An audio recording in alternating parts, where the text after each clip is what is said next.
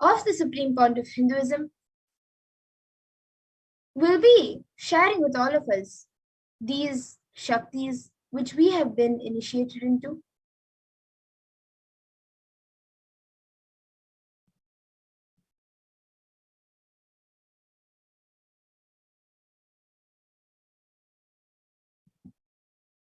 And in today's BHAVASAMADHI Darshan, all of us will be receiving the initiations into the third eye awakening and various other powers with the blessings and grace of the Supreme Point of Hinduism. So all of us will be manifesting the following powers of third eye, which is seeing with the eyes blindfolded. And for those of you who might be wondering where the third eye is located and how it works, the third eye is a cosmic browsing center located between the brows, which upon initiation, one can manifest powers and see through the third eye just as you would with your two eyes. So now let's see what are Shaktis, the science behind the Shaktis. In the Vedagamas, the source scriptures of Hinduism, Paramashiva reveals in elaborate detail that every human being is hardwired to be able to manifest 463 plus extraordinary Shaktis, the divine powers. And manifesting powers are described as a system, method, and science for human beings to explore the various possibilities and powers and have access to various states of consciousness. Shaktis manifest from the fundamental cognition that you are a divine. You need to manifest the divine and not that you are a man and you need to reach the divine.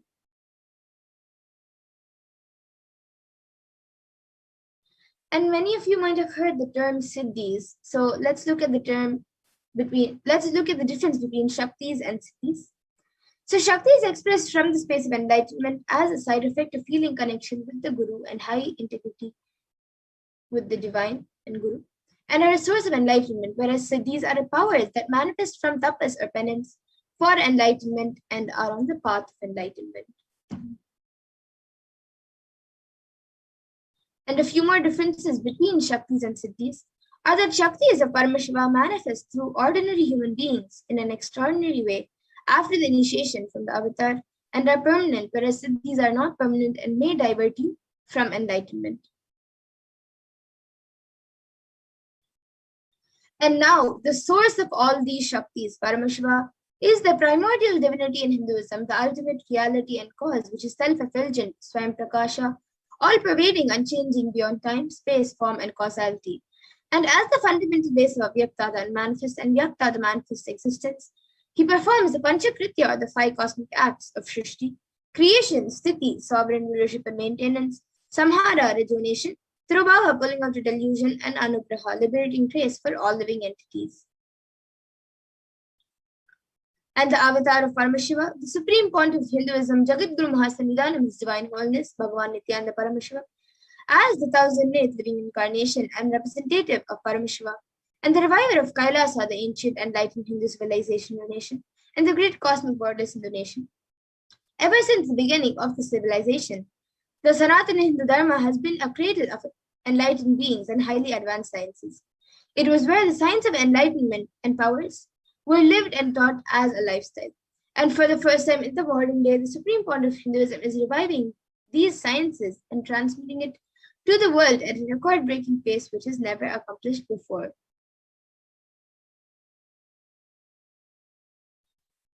And all of this knowledge and science of the power manifestation, Shaktis, are passed down from one generation to the next through Diksha, which is initiation by the enlightened Gurus. And the supreme point of Hinduism, being recognized as an incarnation at a very young age, was trained and taught these sciences to revive the initiations and knowledge repositories for billions to manifest these signs of power manifestation and manifest these powers from the disciplines of Vedanta, Tantra, Sri Vidya, Yoga and Yogic powers, Mantra Shastra, Siddha Vidya, science of Aushadha, Advaita and Bhakti Yoga, Paramashiva Jnana, and Paramashiva Vijnana. And now let's see how we can awaken these divine Shaktis in us. So every ultimate truth, Jnana, is mapped into your consciousness, Prajna, and manifests as a possibility and power of every being, Prajnana.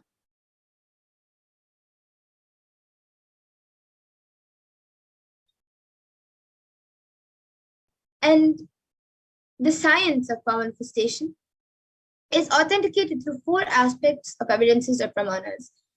So the first is the Shastra Pramana, which is the eternal, unchangeable truths revealed in the source scriptures. And the next is the Apta Pramana, which are the experiences and results of Aptas or authorities of Hinduism. In the Vedic tradition, the rishis and scientists have time tested and verified these sciences. So it is their experience of these sciences. And the next is the Atma Pramana, which is the account of the supreme point of Hinduism. This millennium's avatar's personal experience of power manifestation, where he himself has experienced and done the power manifestation, and the Pratyaksha Pramana, which is the empirical evidence from observation and scientific experimentation. And the Vedas are the ultimate superior authority for Hindus and are pure science where the ultimate truths are revealed and explained. The Agamas are the scriptures where the applied technology and applied science is expanded. The Vedas and Agamas, the Vedagamas, which is a living applied science for Hindus, are given a status of Shruti as they are directly revealed by Paramashiva. They are the ultimate, eternal, unchangeable truths. And a reference cited from these Shastras or source scriptures is called the Shastra Pramana.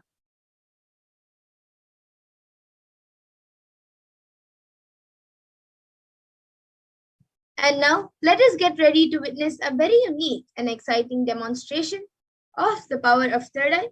So we will be first looking into the pramanas of this power of third eye, which is seeing with the eyes blindfolded.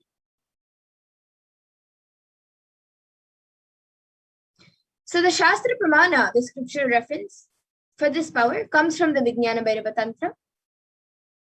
Kapalantarmanonyasya tishtannilitalochanaha kramena manasodadyat lakshaye lakshyamuttamam. And the translation for this is, by fixing the mind on the inner space within the crown center and sitting stably without any movement, having the eyes closed in succession, by that stability of the mind in inner space through the power of the third eye, one directly sees the ultimate goal lakshyam by having the vision beyond the sight that reveals any object or place, attaining the space of oneness with the source, Paramashiva. And the next is the Apta Pramana, where Krishna initiates Arjuna into the power of third eye. Natumam shakyase drashtu manenaiva svachakshusha divyam dadami te chakshuhu pashyam me yogamaishwaram. So in this verse, Bhagavan Krishna says to Arjuna, but you cannot see my cosmic form with these physical eyes of yours. Therefore, I grant you divine third eye vision. Behold my cosmic opulence. So in the Hindu Purana Bhagavad Gita, Bhagavan Krishna initiates Arjuna into the power of third eye to behold Bhagavan Krishna's Vishwarupa Darshan, the vision of his cosmic form. And in the 11th chapter of Bhagavad Gita, which describes and which contains the description of Bhagavan Krishna's cosmic form, is completely narrated by Arjuna as he sees Bhagavan Krishna through his third eye. And the next is the Atma Pramana in Swamiji's own words. The first experience is that I was able to see everything around me, above me, the whole 360-degree, 10 directions, below me, everything. I realized not only I was able to see, I was able to feel, experience all of that as me. So this is what was told by the Supreme Point of Hinduism himself as his experience of the power of third eye. And the next is the Pratyaksha Pramana, which is the empirical evidence from observation and scientific experimentation. So as all of you can see, using a PET, a positron emission tomography, the brainwaves of the Supreme Point of Hinduism himself was measured. And it was compared, the metabolic cells were compared, the activity of it. And it was compared when doing daily activities, there was high activity measured in the brain where the third eye was located. And when in deep samadhi state, only the third eye region is active and almost 90% of the rest of the brain is at peace.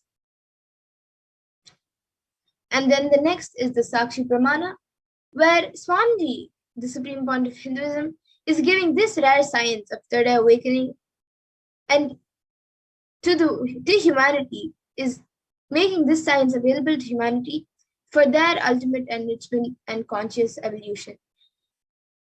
And as the living incarnation of Paramashiva, the supreme point of Hinduism embodies the most profound yogic states that surpass all the bounds of time, space, and matter. And now he is gifting this pure and great science of third eye awakening along with many other spiritual sciences through the initiation for millions of people. And all of these people, all of us who have been initiated into this power, and even after the darshan, even all of you will be initiated into this power by the supreme point of Hinduism, will be experiencing these powers and these sciences in your day-to-day life. So now let's get into the Sakshi Pramana, the live demonstration of the powers of third eye. So we will be back in just a few minutes to witness the power of third eye. So please stay tuned. We will be back.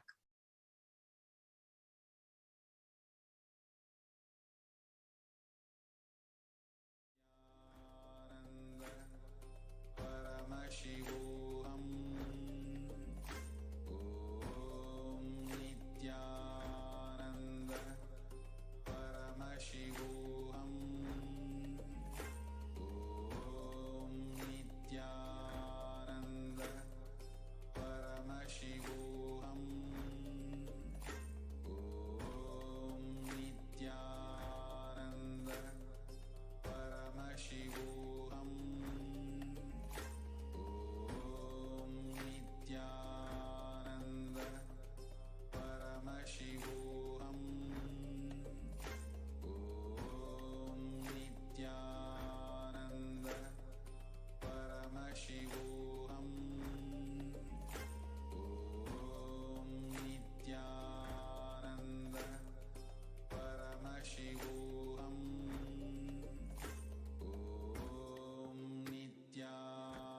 Nithyananda Paramashivoham. Om Nithyananda Paramashivoham. Om Nithyananda Paramashivoham. Om Nithyananda Paramashivoham. Om Nithyananda Paramashivoham. Om Nithyananda Paramashivoham. Om Nithyananda Paramashivoham.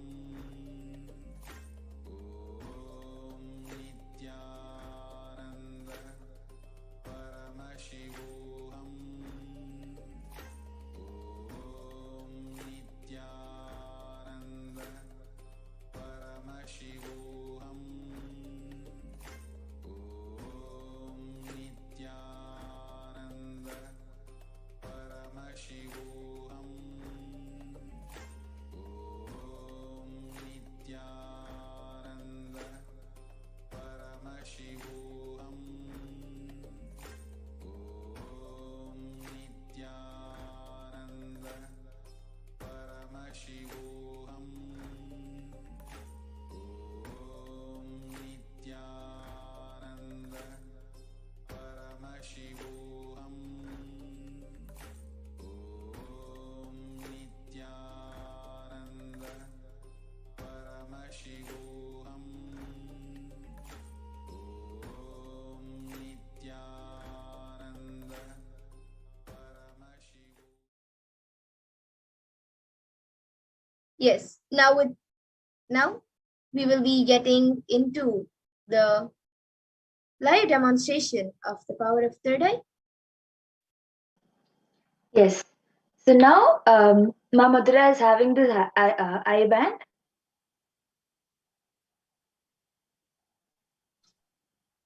Yes, ma, you can show the eye band. So as you can see the eye band, it has sponge attached to it with two openings, two holes into which anybody's eye will go and stick, and the sponge will not let any light to enter into the eye band.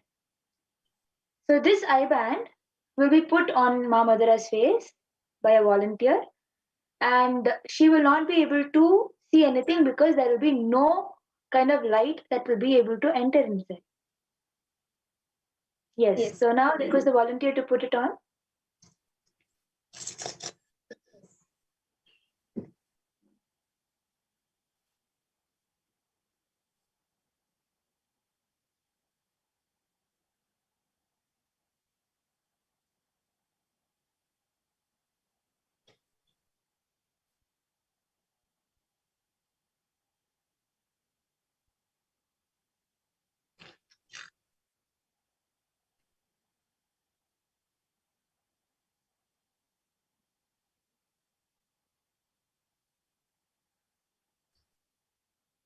Yes, so now the IBAN has been put on me.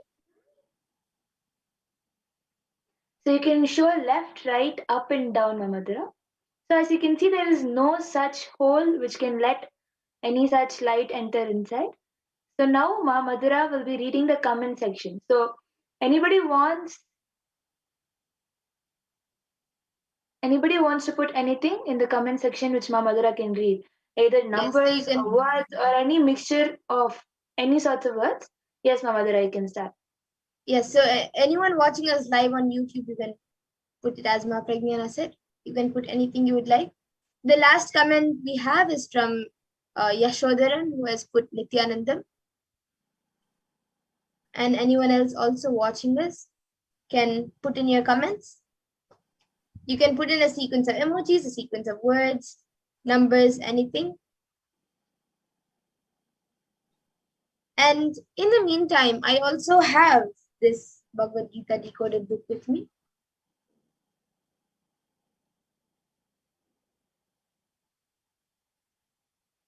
As you can see, the Bhagavad Gita decoded book is there with Ma Madhura. She will open a random page. Yes, in front of you, I will be opening a random page. Okay, so I've opened a random page, and now I'll be reading this page. I'll be telling you the page number and what is written on this page. So this is page 776 and 777.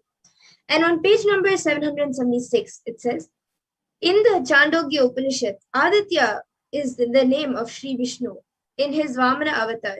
In the 10 incarnations of Sri Vishnu, Vamana is the 5th incarnation as a small Brahmin boy. When King Bali of the demon race was performing a series of fire rituals to attain supremacy over the universe, the demigods requested Vishnu to prevent Bali from conquering the universe. On King Bali's last fire ritual, Vishnu appeared as a small Brahmin boy. The king, as per the custom, respectfully welcomed the Brahmin boy and offered to give anything that he wished for. Vamana asked King Bali to give him 3 steps of his land as his property. Once Bali consented, Vamana grew from the size of a small boy to a huge figure. He stepped over the entire earth in a single footstep. In the next step, he stepped over the heavenly worlds. Having thus conquered the worlds, Vamana asked Bali where he could place his 3rd step. Having nothing else to offer, Bali offered Vamana his own head. Vamana placed his foot on Bali's head. The history symbolizes how arrogance and pride leads to one's downfall, since all possessions are temporary and of no inherent value. Surrendering only to the divine, to the ultimate consciousness, leads us to liberation. And yes, that is after the one paragraph after the story. So if you can see. So as you can see, actually, you can see that what story Ma Madhura was telling from the Chandogya Upanishad, where King Bali, the incident of King Bali and Vamana, exactly that story is what is there in this page. Yes, and I think we have a comment right now from Ma Deborah Anderson, who has put gratitude to you. And anyone else watching us right now? I think the YouTube comments is in the members only mode. So if you're a member, you can post your comments in the chat, in the YouTube comments,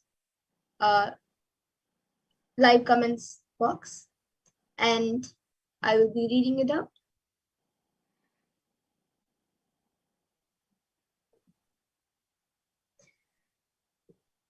And now maybe I can open another page. So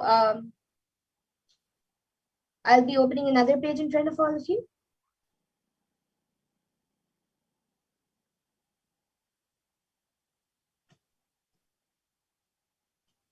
Okay, so this page is page 1128, and then the next page is actually 1129, but the number is not written on the page because it is the first page of the 16th chapter, the Daivasura Sampat Vibhaga Yoga. And it says, you and me, human beings are born with innate divine nature. They are not sinners. Whether we act divine, Daivik, or demonic, Asura, our inner space is divine. How do we awaken the space of divinity within us again? Krishna reveals. So you can see on so this as page. you can see, it is the actually this 16th page chapter. does say you and me, and is the 16th chapter where Devasura Sampadi Bhava Yoga. Absolutely correct. Yes, and I'll also read this page of 1128. So it has the ending of the 15th chapter, and it says, let us pray to Purushottama Krishna, who the ultimate energy, the universal consciousness, the cosmic intelligence, to give us the experience of eternal consciousness, to make us beings with Jnana Chakshu, the eyes of knowledge, and establish us in Nithyananda eternal bliss. Thank you. And then it says, the next para, thus ends the 15th chapter named Purushottama Yoga, the yoga of the Supreme Being of the Bhagavad Gita Upanishad. Brahma Vidya, Yoga Shastra, the scripture of yoga dealing with the science of the absolute in the form of Sri Krishna Arjuna Samvad. Dialogue between Sri Krishna and Arjuna. Yes. No. So that small paragraph is the ending of the 15th chapter, as you can see. Yes, and right now we also have somebody called Lydia Vasquez, who has become a member right now. It says, welcome to Kailashan's runs.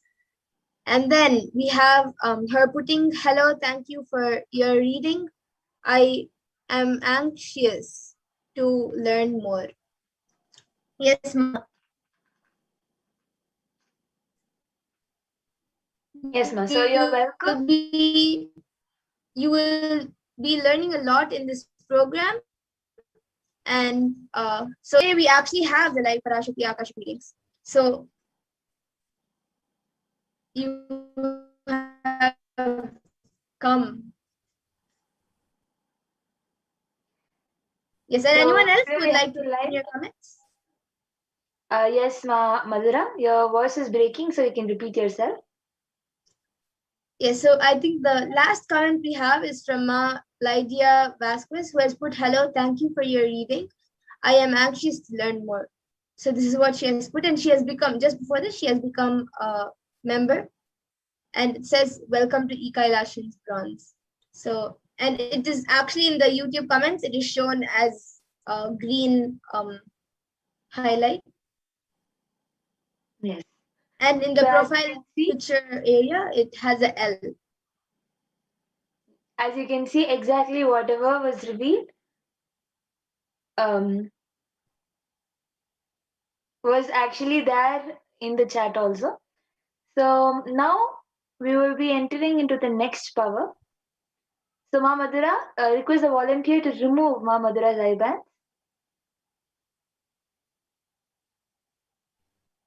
Yes. So now all of you can see that the IBAN is being removed.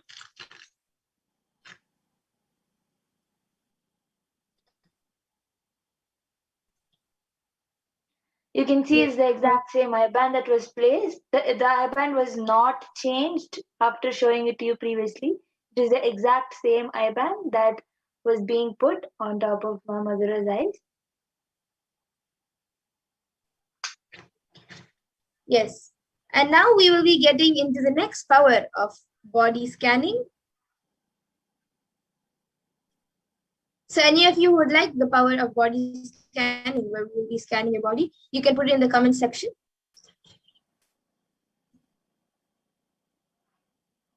You can start commenting and requesting for a body scan. Yes, and in the meantime, we will be reading out the Shastra Pramanas, the Apta Pramana, the Atma Pramana, and Sakshi Pramana for this power.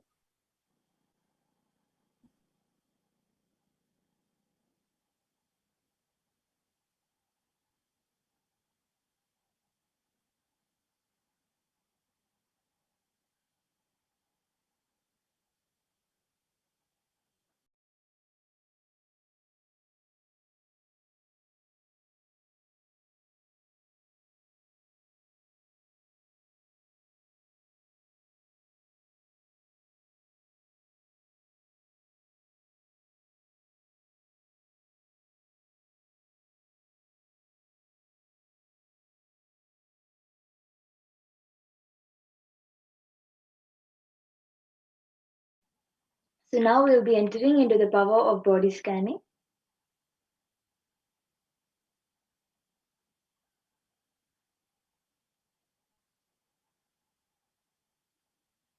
In this power of body scanning, one awakens to the ability to scan illnesses, diseases, medically diagnose issues, and provide solutions through the awakened third eye.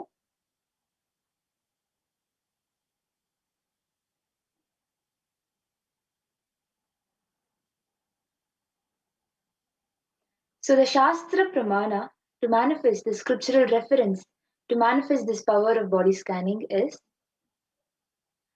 Swadehe Jagato Vapi Sukshma Sukshmatarani Cha Tatvani Yani Nilayam Dhyattvante Vyajyate Param. Bhagavan Paramashiva says, cognize deeply that from the subtle to the subtlest constitutive principles of your whole body, Swadeha, or of the whole universe, simultaneously consist of the essential reality. They are being absorbed in their source cause, Paramashiva.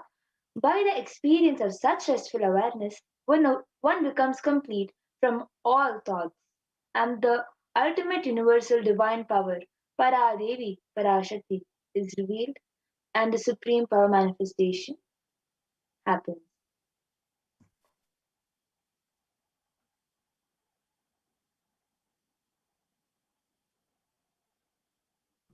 And then the next, the Apta Pramana for this power of body scanning comes from the life Siddha named Teraya. So Teraya was a Siddha and one of the prominent disciples of Agathya. One day, a man suffering from severe headache comes to Agathya for healing. And then Agathya uses the power of body scanning and identifies the root cause of the headache. He reveals that there is a small Terai, a type of frog, sitting in the person's brain. Agathya immediately instructs Teraya, his disciple, to perform an open head surgery and remove the frog. After the surgery is completed successfully, the person is healed and cured of the headache, and thus he gains the name Teraya.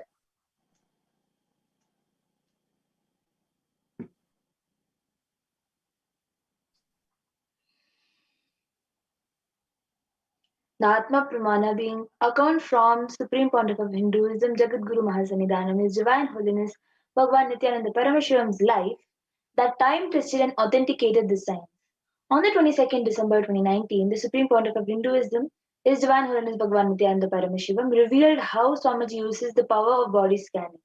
Paraphrasing his words, only when I had a multiple compound hand fracture, I was forced to go to surgery and therefore for medical checkups related to that. At that time, they detected heavy metal quantities in my different organs. It was revealed that I had been poisoned without our knowledge. I immediately used diagnostic methods instead of medical facilities to study the body condition due to the poisoning. Through body scanning, I found out what the problems, imbalances had happened and where balance had to be done. I use allopathy as the second opinion to verify my findings.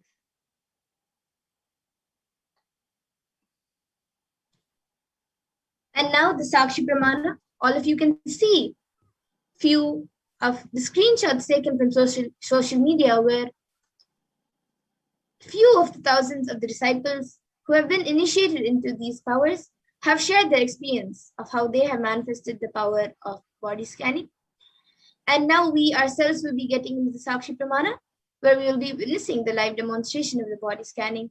So whoever would like a body scan can put your comments in the YouTube comment section and we will be doing a body scan for you.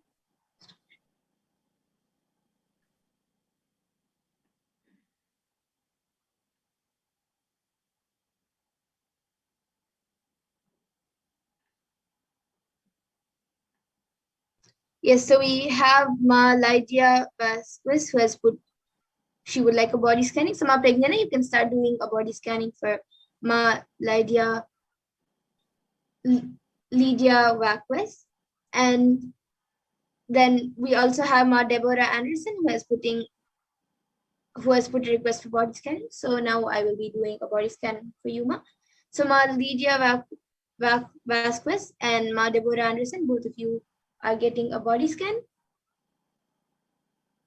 We will be chanting the Mahavakya starting. Om Nithyananda Paramashivoham. Om Nithyananda Paramashivoham.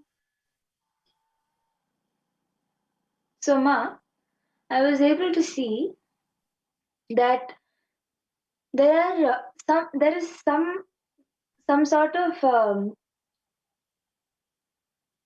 clot kind of thing that is forming in your calf muscle,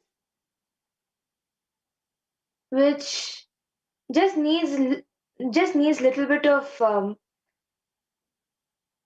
a wet cloth or hot cloth kept on top of the calf area. I was able to see that it is just because of the not it is just because of the stagnant how stagnant it is stayed. It is due to that the clot is forming.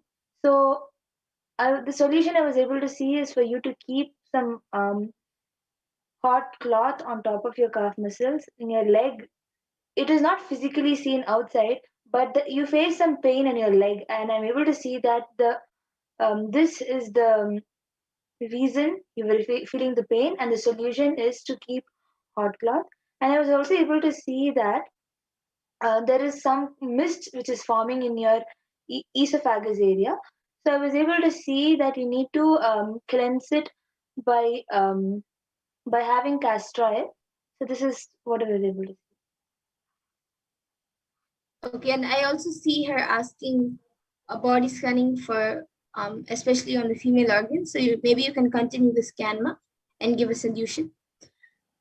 And for Ma Deborah Anderson, Ma, I was able to see that for you, there are a few allergies getting created in your body, especially in your skin. You're having like your skin has become, especially like few areas near the hand, like in your arms and then in your neck. I was able to see the skin there has become very sensitive, and there's few allergic reactions happening on your hand and on your neck and other parts of the body also, but in like more or less, but mainly it is affecting on the hand and your neck. And I was able to see for this, the solution is every once in a week, take an oil bath with pure coconut oil, with organic and pure coconut oil. Take a full body oil bath. This will help heal the skin allergies. And also in the nights, maybe every alternative day, you can apply some basma. If you don't have basma, then maybe little turmeric. You can keep the turmeric in front of Swamiji's murti and get blessings and apply turmeric. And even if you have bhuti, just get the blessings from Swamiji's murti and apply that basma or turmeric. And if you don't have a murti, then you can just keep it in front of the screen which you're watching darshan on. And after that, you can start using that turmeric and basma and apply it on your skin every alternative night. And that will also heal the body. So this is what I was able to see for you, Ma. So you can get back in the comment section if you were able to relate. Yes. So I continued the scan and I was not able to see any major problems in any of your female organs or anything.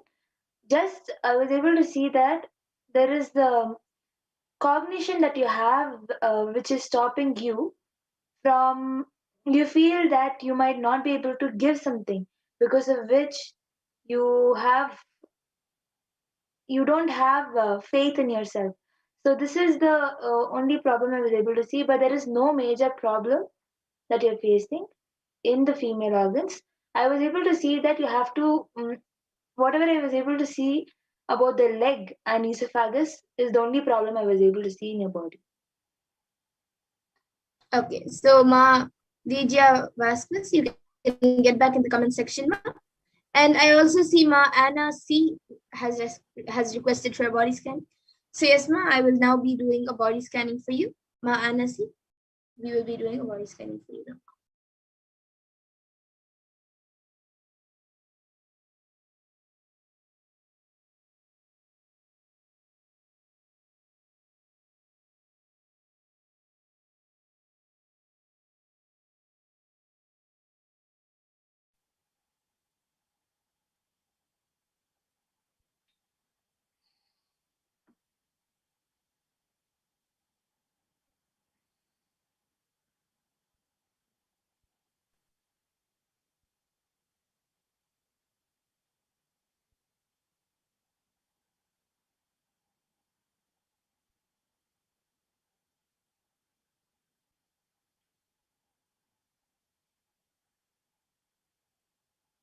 Okay, yes. So Ma Anna C, I was able to see that for you, there's in your body there's a lot of like your body is not able to breathe completely. That's because all the pores of your body and even the nasal part, everything is being is getting covered little by some toxins which is being created around you and pollution which is being created around you. So I was able to see that you have to very regularly clean the you have to clean your first at least once or twice, clean your body intensely, and after that start doing pranayama every day. Any pranayama, you can do the Trinetra Kumbhaka or any pranayama which you are comfortable in. You can do that pranayama every day. You can start doing it, and that will help clean the nasal path, and also the it will also slowly clean and open your pores for your entire body to breathe. And also try unclutching every day for try the process of unclutching every day for maybe 10 minutes. That will also help you a lot. And one more thing I was able to see is it's actually connected to your body, your entire body not being able to breathe.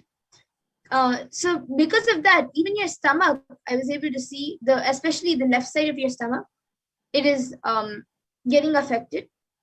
Like the stomach wall over there, there's like small patches forming, small black or gray patches which are forming there, especially on the left side of the stomach.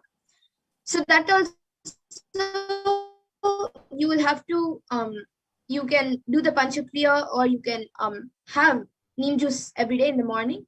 That will help to clean the stomach also. And also apply little from outside. You don't have you can of course drink castor oil also, but along with that you can heat up the castor oil a little bit and apply it on the left side of your stomach outside, and allow the oil to get into your body. Don't completely rub it, just apply there and let your body soak the oil by itself. So that will also help in healing your body. So you can also get back in the comments. And I now see Ma Deborah Anderson who has put thank you, correct. Thank you. And Ma Lydia Vasquez has also put thank you. I was on my knees watching the video and my legs were hurting. Okay, yes, Ma. Thank you, Ma Deborah Anderson and Ma Lydia Vasquez for getting back. And Ma Anna C, you can also get back in the comment section, Ma. And now with this, everyone else would like a body scanning, and everyone else who's watching us right now, we will be coming to the conclusion of this. Yes, I see Ma Ainar's Avatans who has put for body scanning. Now in the interest of time, we will have to move on to the next segments. But of course, every day at 2 a.m. IST and 4 p.m. IST, we will be having the preparations for the Parashakti Akashic readings, and the power manifestation segment will be there. So you can again join us and request for body scanning. As now in the interest of time, we will have to move on to the further segments. Yes, I also see Ma Anna C has put amazing, thank you. Yes, Ma, thank you for getting back. And now with this, we come to the conclusion of the session. And we will be moving on to the further segments where we will be learning more about Devi Parashakti. So please stay tuned and we will be back after a short break. Thank you, Nithyananda.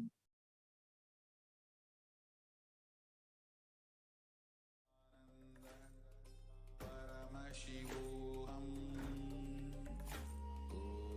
Om Nithyananda Paramashivoham. Om Nithyananda Paramashivoham. Om Nithyananda Paramashivoham. Om Nithyananda Paramashivoham. Om Nithyananda Paramashivoham. Om Nithyananda Paramashivoham. Om Nithyananda Paramashivoham. Om Nithyananda Paramashivoham. Om Nithyananda Paramashivoham. Om Nithyananda Paramashivoham. Om Nithyananda Paramashivoham.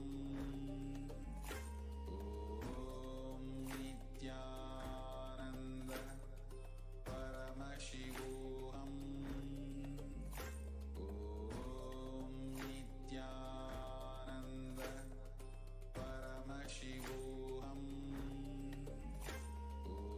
Om Nithyananda Paramashivoham. Om Nithyananda Paramashivoham. Om Nithyananda Paramashivoham. Nithyanandam. Welcome back, dear viewers. Now we will be entering into the next segment where we will understand who is Devi Parashakti and what is the divine feminine consciousness. As we prepare today for the live Devi Parashakti Akashic reading through the Supreme Concept of Hinduism, let us understand who is Devi. Yes, so first we will be getting into the Dhyana Shloka. We will be seeing the Dhyana Shloka of Devi Parashakti, which is the Dhyana Shloka from the Lalita Sahasranama. So I will be chanting the verse now. Sindhura Runa Vigraham Trinayana Manikya Mauli Spurate तारानायकशेखरां स्मितमुखीं मापीनवक्षोरुहां पाणिभ्यामणिपूर्णरत्नचषकं रक्तोत्पलं बिभ्रतीं सौम्यां रत्नघटस्थरक्तचरणां ध्यायेत् परामम्बिकाम्. And the translation for this verse is, the Divine Mother is to be meditated upon as shining in a vermilion red body with triple eyes, sporting a crown of rubies studded with the crescent moon, a face all smiles, a splendid bust, and a hand holding a jewel cup brimming with mead, and the other twirling a red lotus. And then the next verse, which is also in the Lalita Sahasranam. Arunam karunam tarangatakshim dritapashankusha pushpabana chapam animadhibhiravritam ayukaihi rahamityeva vibhavaye bhavanim. And the translation for this is, I meditate on the great empress. She is red in color, and her eyes are full of compassion, and holds the noose, the goad, the bow, and the flowery arrow in her hand. She is surrounded on all sides by powers such as Anima, and she is the self within me.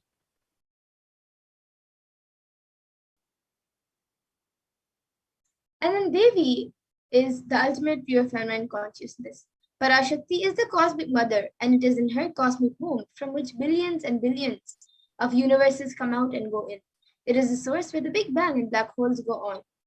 Parashakti is the source Shakti, the source energy, the source power, from which all of us came, in which all of us are in even now, and which all of us are going to merge into.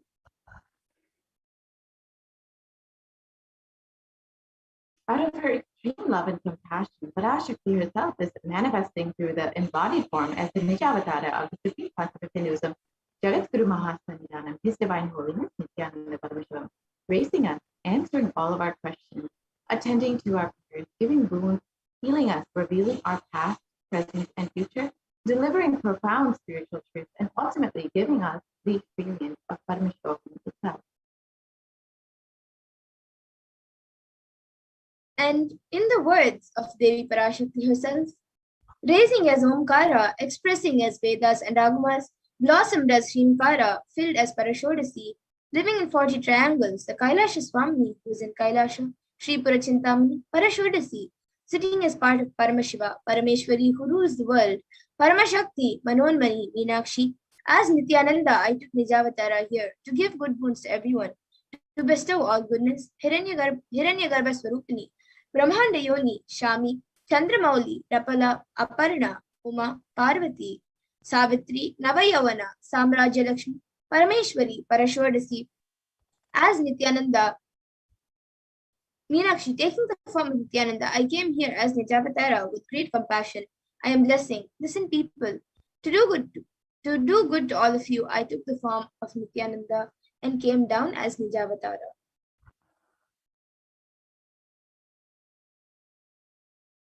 Raising in Omkara, blossoming as Shiva, Shiva manifesting as the source of existence, powers of existence, expression of existence, from the oneness of Om, blossoming as two as Prakriti and Purusha, blossoming as three Shaktis, Ichcha, Kriya, Jnana, growing as the four Vedas, expanding as the five Panchabhutas, beyond the six chakras, filled as the seven gotras of seven rishis, expanding as the eight directions, existing as the nine grahas, blossoming as the 10 indriyas, being as the 11 rudras, creating all of the world, bringing life, to tell and make truth blossom, and to do good, Parashodasi, Meenakshi, in the form of Nithyananda, I came to bless every.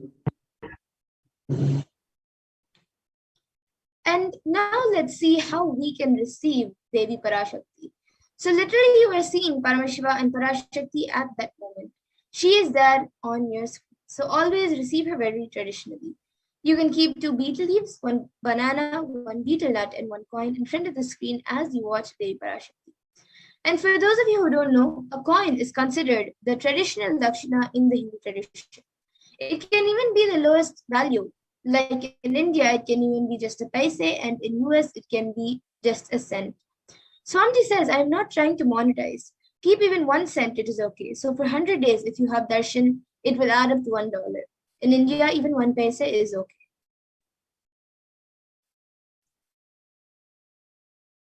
Offer that to Devi after darshan is over. Do namaskar and eat the banana, betel leaf, and betel nut. Take it as prasadam immediately. Collect those coins and send it to the LA temple. This betel leaf or betel nut may look too small, but in a few days you will see how much it adds to your sentiment. That really she is there. You will not take the Devi darshan for granted. Rituals will break your monotonous, unconscious mentality of the sky and remind you and raise you to the powerful cognition. It will break your unconscious behavior.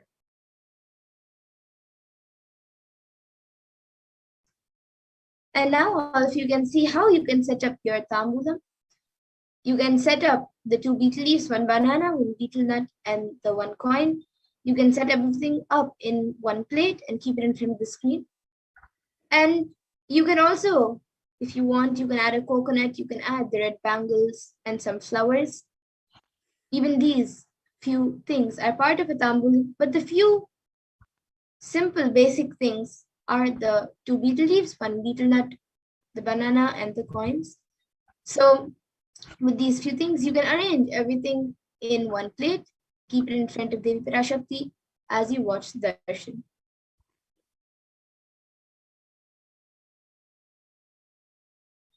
And now with this, we come to the conclusion of this segment, and we will be moving on to further segments where we will be learning about what Devi Parashakti has revealed for the humanity. So we will be back after a short break. All of you can stay tuned.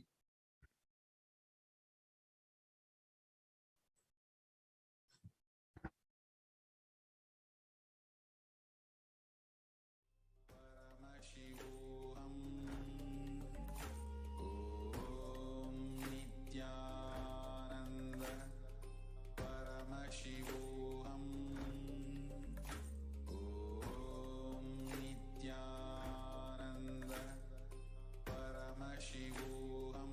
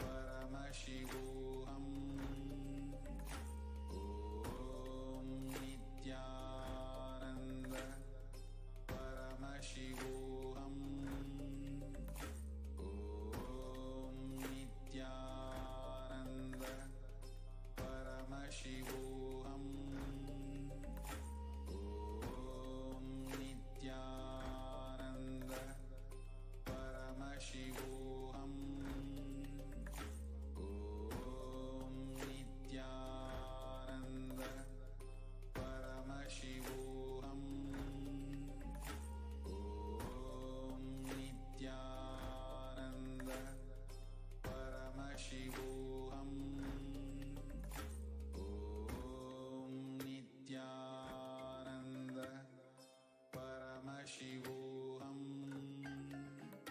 Om Nithyananda Paramashivoham. Om Nithyananda Paramashivoham. Om Nithyananda Paramashivoham. Om Nithyananda Paramashivoham. Om Nithyananda Paramashivoham. Om Nithyananda Paramashivoham. Om Nithyananda Paramashivoham. Om Nithyananda Paramashivoham. Om Nithyananda Paramashivoham. Om Nithyananda Paramashivoham. We get you help.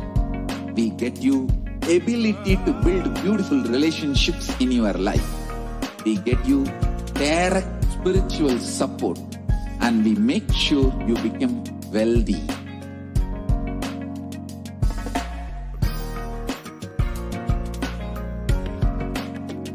We won't stop giving you just good life. We will literally not stop till you live enlightened life. Manifesting the state of Paramashiva, space of Paramashiva, powers of Paramashiva, being of Paramashiva.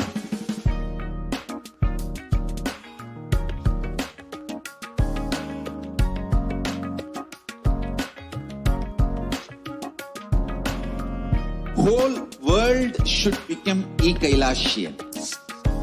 I want the whole world to know Hindus have something great to contribute to the world.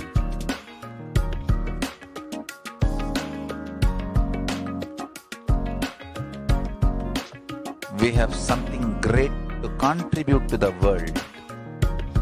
Let us do that.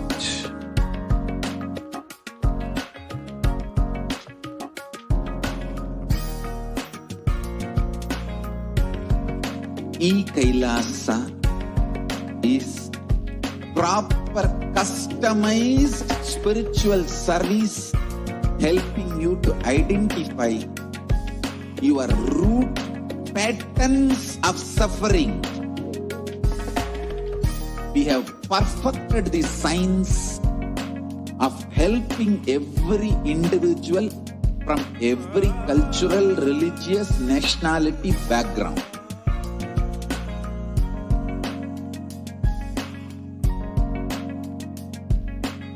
You will have lowest reactionary assumptions, highest awakened response, alive response for life continuously.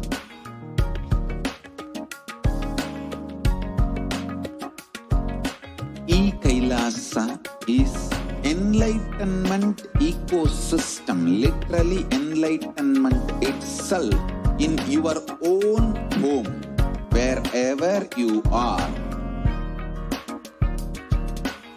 Proper customized spiritual service helping you to complete with your life negativity, withdrawal from life, self-hatred, self-denial, self-doubt, so much of tiredness, laziness. We can support you aligning your diet, your attitude, your aptitude, your understanding about life. We can help you with everything.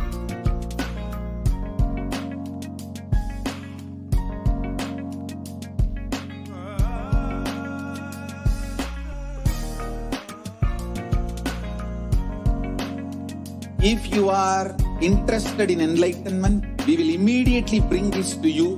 If you are not interested, we will explain the whole science, inspire you and make you interested in enlightenment time.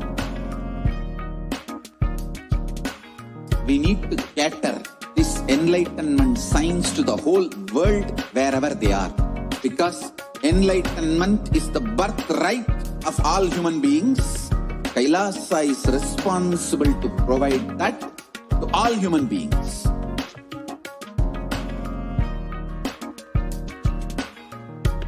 Kailasa is the totality of the knowledge I received from my gurus and practice manifested in my life, perfected by teaching millions of people from all cultures, time zones, backgrounds, genders, nationality, race, from every creed.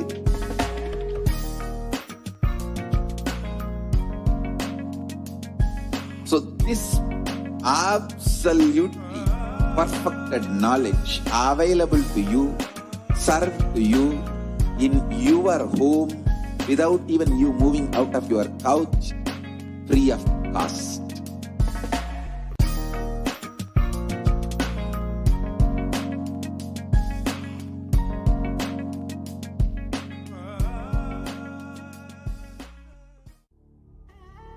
What I mean by the word Kailasa, listen intensely.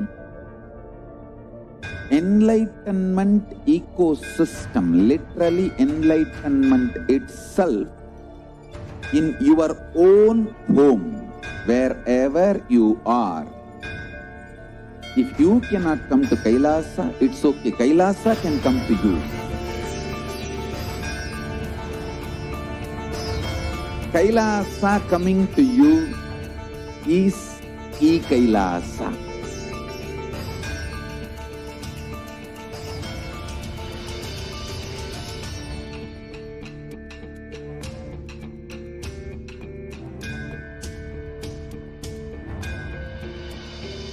I will revive Hinduism. I am a Hindu revivalist, not by any revolution, but by evolution.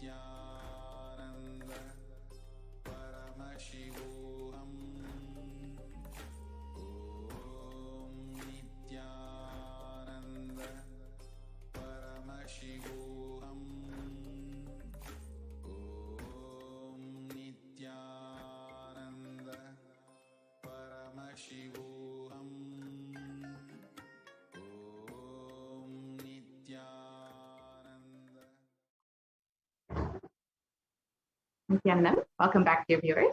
Now we will be entering into the next segment where we will understand some of Devi Parashakti's revelations to humanity and how we can survive this present.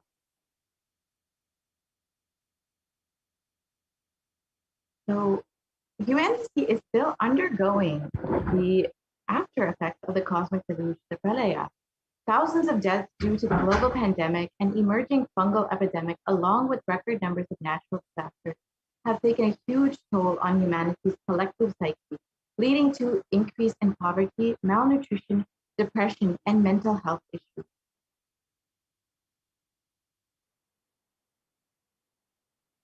So what has caused this? Who is behind this? How could we have avoided this? What is the solution for this? In this segment, let us go through a scientific and statistical analysis of Devi Parashakti's revelations on the cause and the solution for this pralaya.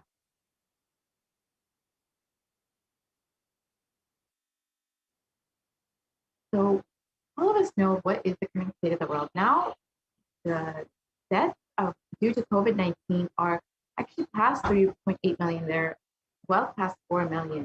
And there have been over 175 million cases of COVID-19 across the world, with the US, India, and Brazil being the most affected countries. And the number of COVID cases within India itself has crossed 29 million people, with over 374,000 deaths and over 75 million people falling into poverty since the beginning of this pandemic in 2020.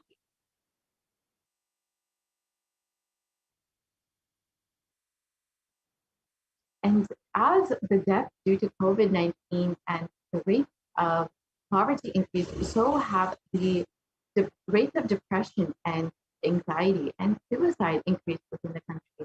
Over 6.5% of the population is suffering from some form of mental illness, with a suicide rate of 10.9% for every 1 lakh people.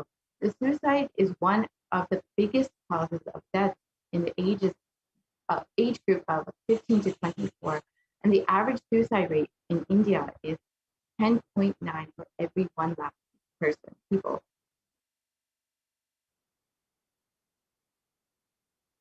And you can see that it's not just the pandemic that has been affecting people.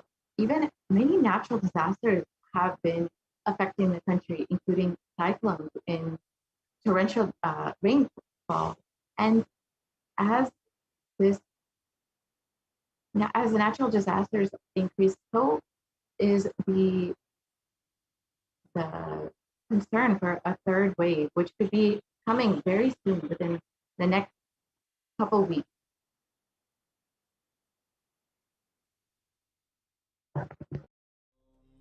Nithyananda Paramashivoham. Om Nithyananda Paramashivoham.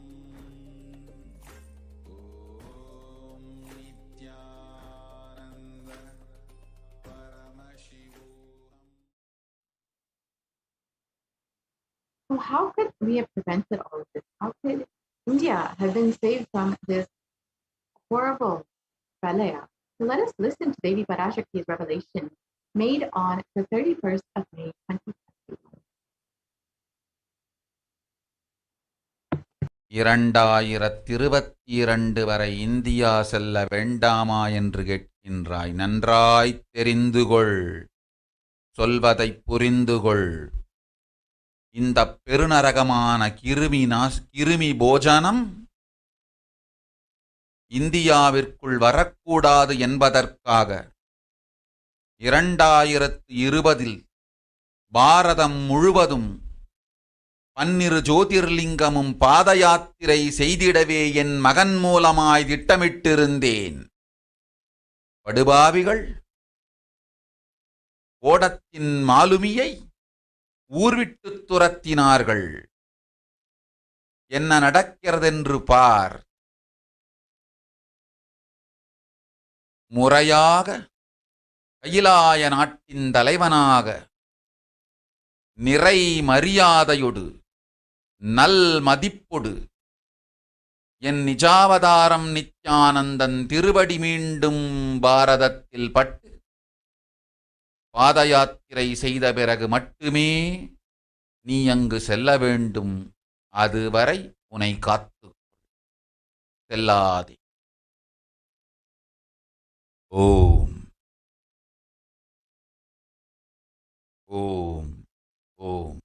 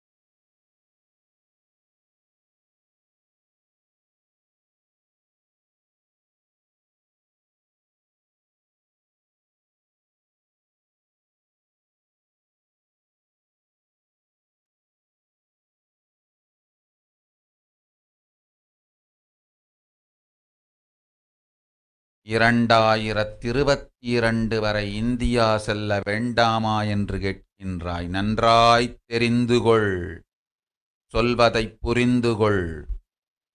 இந்த பெருநரகமான கிருமி போஜனம் இந்தியாவிற்குள் வரக்கூடாது என்பதற்காக 2020 பாரதம் முழுவதும் 12 ஜோதிர்லிங்கமும் பாத யாத்திரை செய்திடவே என் மகன் மூலமாய் திட்டமிட்டிருந்தேன். படுபாவிகள் ஓடத்தின் மாலுமியை ஊர்விட்டு துரத்தினார்கள். என்ன நடக்கிறதென்று பார். முறையாக கைலாய நாட்டின் தலைவனாக நிறை மரியாதையொடு நல் மதிப்பொடு என் நிஜாவதாரம் நித்யானந்தன் திருவடி மீண்டும் பாரதத்தில் பட்டு பாத யாத்திரை செய்த பிறகு மட்டுமே நீ அங்கு செல்ல வேண்டும். அதுவரை உன்னை காத்து செல்லாதே. ஓம் ஓம் ஓம்.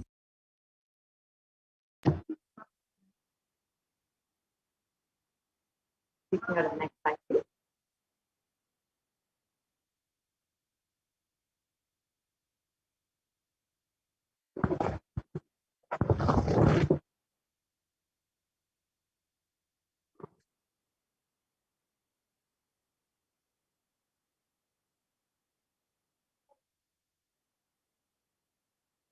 And the translation for Devi's revelation are, for this huge Kirmi Bhojanam to not happen to come to India in 2020 itself, I had planned to do the Padayatra throughout India and to the 12 Jyotirlingas through my son, Swamiji.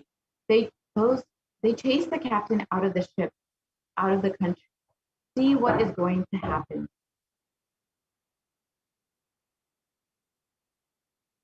So let us now look at what the Supreme Concept of Hinduism revealed in 2017 itself as the vision for the Padayatra that was to happen in 2020.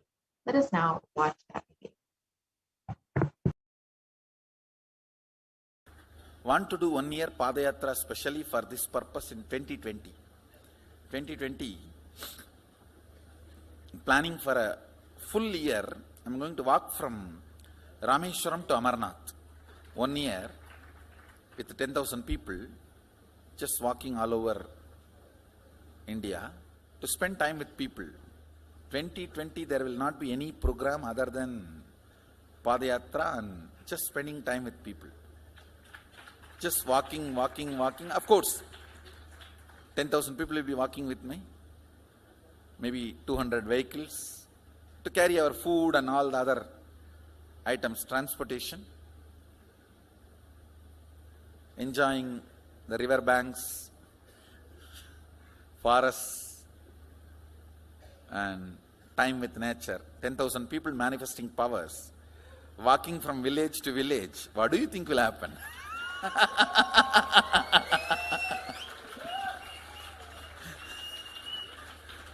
The scene of Buddhism spreading will be repeated now. How the Buddhism spread. 10,000 monks walking from village to village. What will happen? That's only monks. Here power manifesting. 10,000 people. The whole village will be manifesting powers. Just want to enjoy India and let India enjoy me.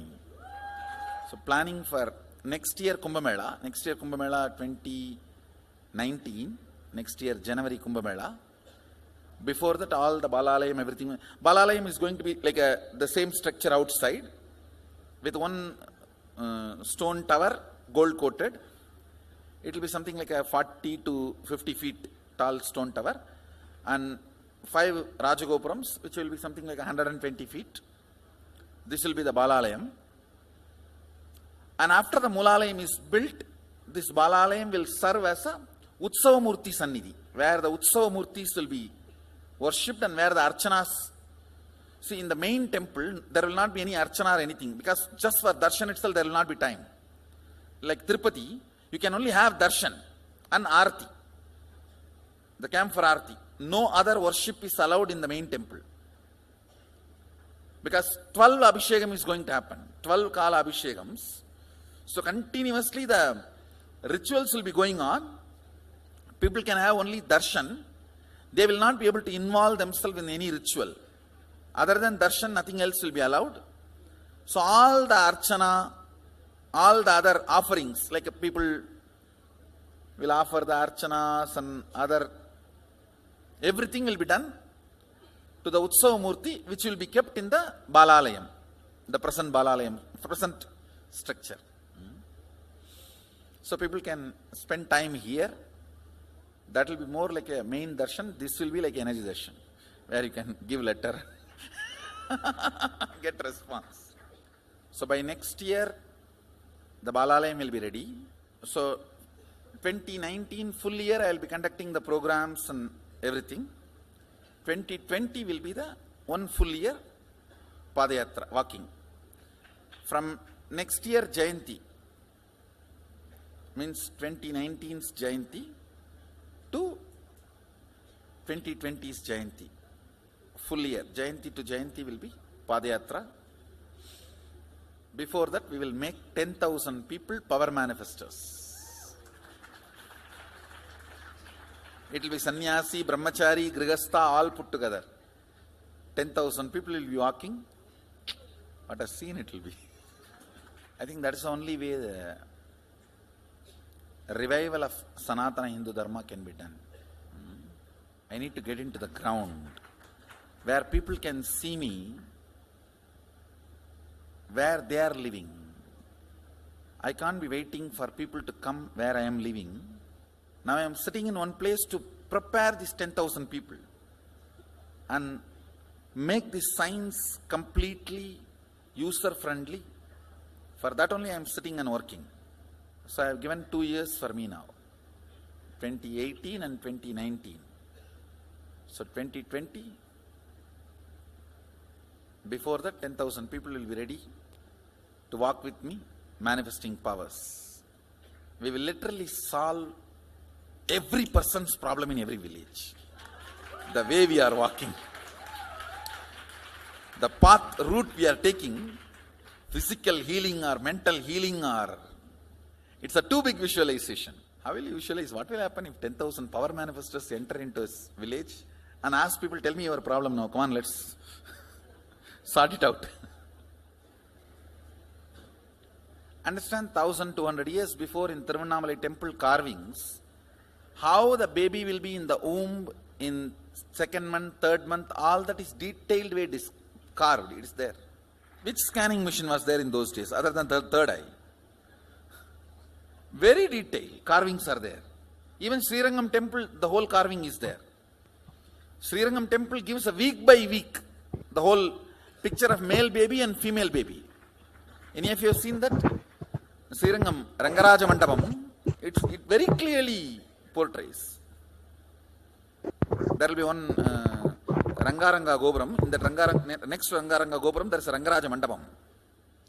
We have already collected some chunk of 80-90 to be displayed in this Balalayam. Work is going on all of that. We are also going to tell you the science of temple building story as per Agama and as per practical village level, ground level, all that. In those days, 2000 years before, when this Cambodia and all these civilizations were flourishing, two community from India moved.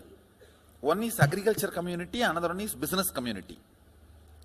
These two community only traveled and installed civilization. Of course, kings went, that is different. But the common civilian, these two community only went. So Nagarattar and Saivavalalar. Saivavalalar agriculture community, Nagarattar business community. So wherever, see, when they go in the ship the Saivavelas, they will carry that veil for their protection. Once, if they reach the other side safely, they will just put the veil and start a temple. That is why all the temple outside the India, started by Saivavelas, there will be only veil as a Pradhana Murti. Pattumalai Murugan Goil, Tannimalai Murugan Goil, Gedaram Murugan Goil, Nallur Murugan Govil, Sannidhiyan Sannidhi Murugan Goil, all these temples. The main deity will be only veil. It will not be deity. Because they cannot carry that heavy deity in the ship. It will only be the veil. And all the temples started by Nagarattar will be Kavadi. Because they will carry everything in the form of Kavadi. So the moment they reach the other shore, they will worship the Kavadi and the screen cloth covered by Kavadi. Kadirgaman, Darachila, Murugan. All the major temples started by Nagarattar, the Kavadi and the screen only will be the deity. All the temples started by Saivavelar, only the veil will be the deity.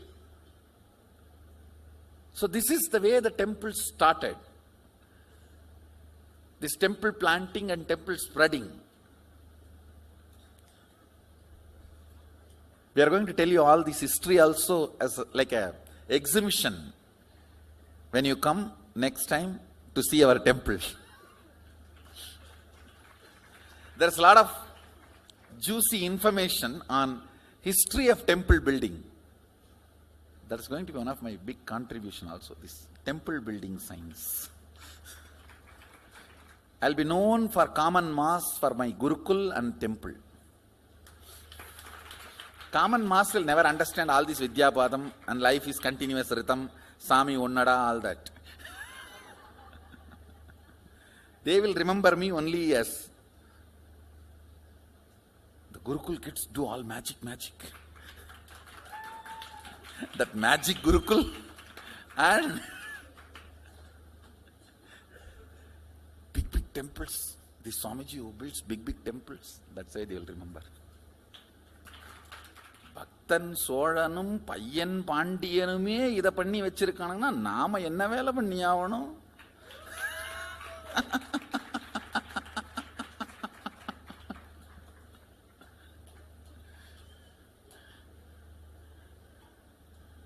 இல்லை நாமே வந்து போனோம்னு மறந்துடுவானுங்க மனுஷ பசங்க.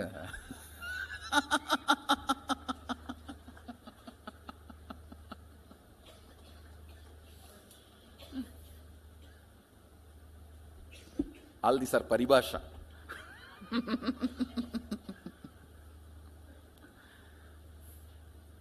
Paribhasha means, these horse brokers will have their own language. Pari means horse. Paribhasha means horse brokers all over the world, any country, the horse brokers will have their own language to do the negotiation. That is why that word paribhasha got evolved. Even now in Indian villages, these cow brokers and they will have their own language. You can't understand. You will be standing there right in front of you, they will finish the negotiation. And which you can't understand.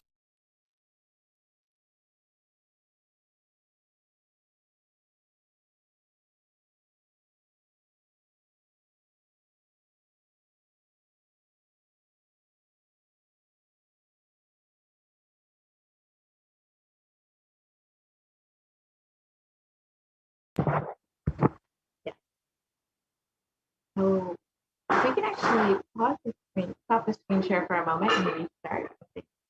Yeah.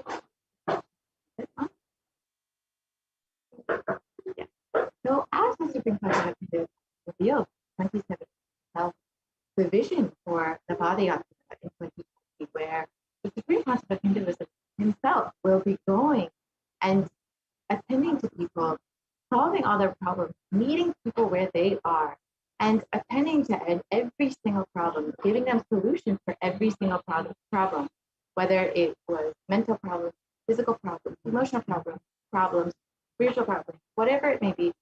The Supreme Council of Hinduism was ready to attend to each being, one person at a time. And if we can go back to the last slide, please. If we can go back to the previous slide, please. And since the age of 10, the supreme concept of Hinduism has been enriching people and preparing them for this Adhyastra to save them from this Pralaya.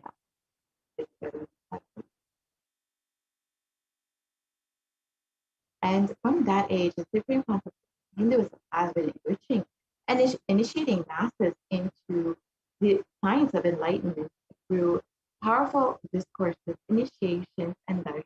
And here you can see just a few examples of various programs that have been conducted from the early 2000s here in Tamil Nadu in 2005. Here. Next slide. And here in, again, November 2005 in Tamil Nadu. And you can see how many thousands of people were in attendance. Again, in 2005 in Namakkal, Tamil Nadu.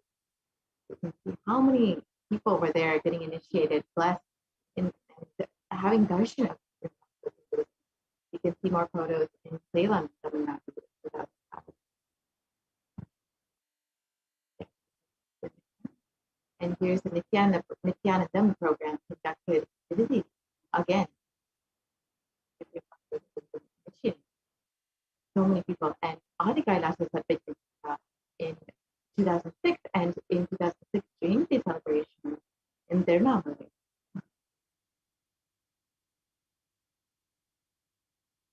And in 2006 in Chennai, Tamil Nadu, the Nithyananda program, where again many people were initiated.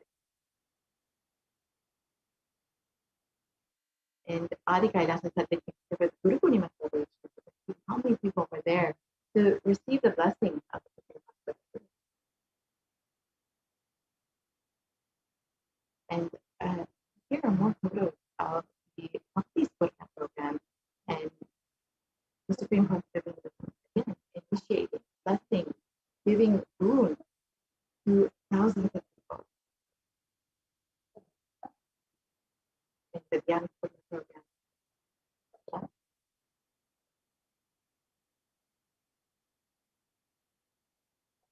And the Little Ananda program, where the young people were initiated. And the Satyabhagam, where Supreme Concept itself performed homas along with 1,008 other homas being performed by devotees and disciples. That in the next slide. Yes.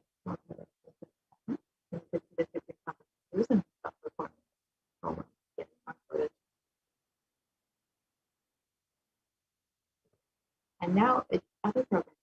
You can see the various programs the Supreme Concept has been conducting to initiate so many people. However, the anti-Hindu elements have made it nearly impossible for the Supreme Concept movement to do the re-energizing process by driving the Supreme Concept business out of.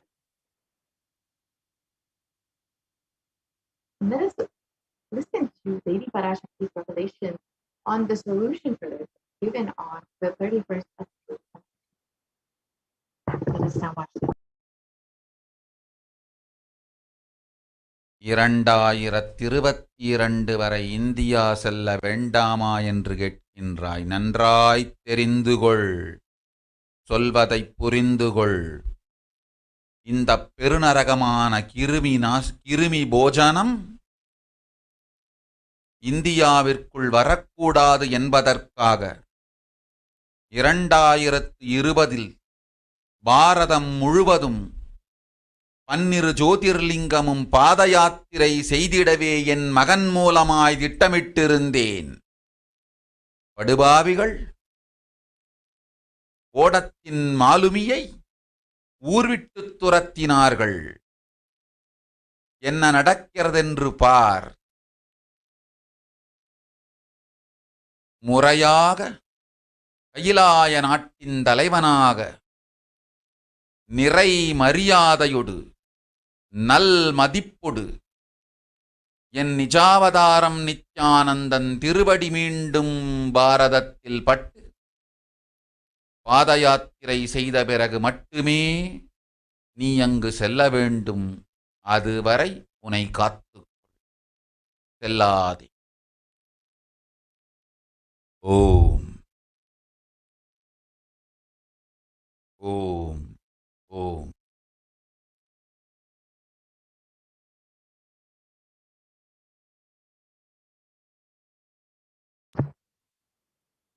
So, as the Supreme Pontiff, as Devi revealed that the solution for the pralaya to end within India is for the Supreme Pontiff of Hinduism to be received back in India with great reverence and respect, and to be received as the Supreme Pontiff of Hinduism, and to be able to do the re-energizing process, the Bhavayatra, to the 12 Jyotirlingas, and to re-energize the 12 Jyotirlingas. Only when this happens will we be able to find the solution for this pralaya. So as we look around, we can see what the great rishis and the Vedic civilization have forewarned as the Kali Yuga, with so much of destruction and so much of death happening. In the Kurma Purana, the sage Vyasa has echoed the Rishi's declarations that the Kali Yuga is the worst of all the 4 yugas, where man will be his own worst enemy. Let us now look at the translation for that.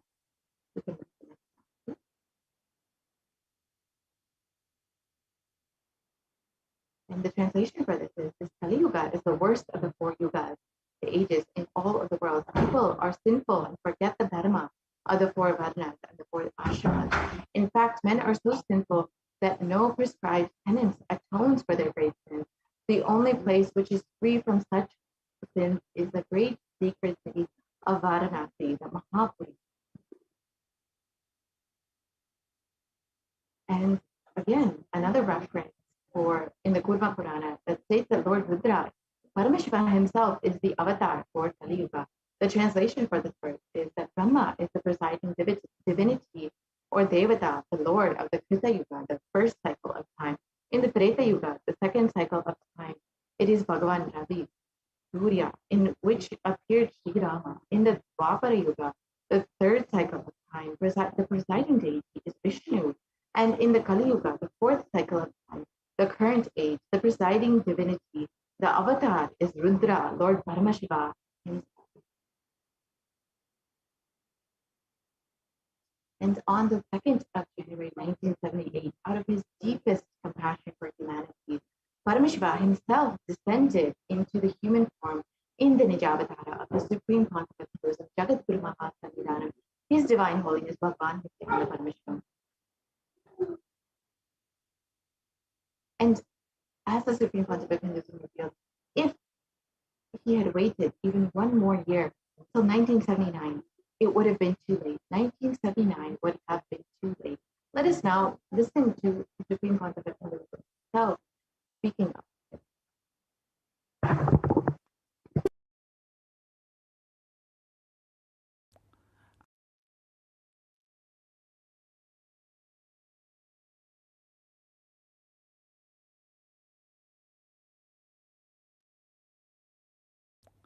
And I tell you, O Hindus, don't be afraid.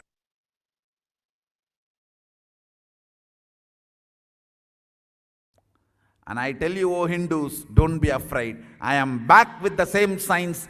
We are going to be rich.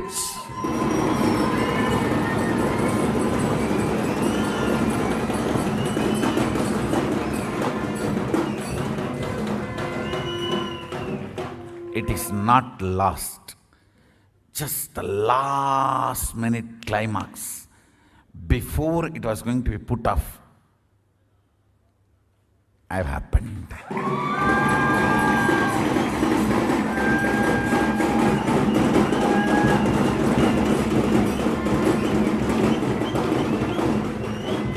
(1979) would have been late. 1979 would have been late. If I had time, I would have sent only ambassadors. Because no time, I have to get up and come directly.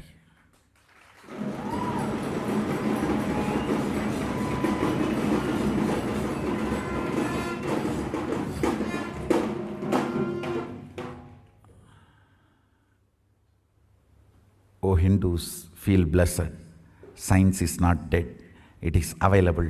I have everything needed to bring that science back to life and establish its legitimacy.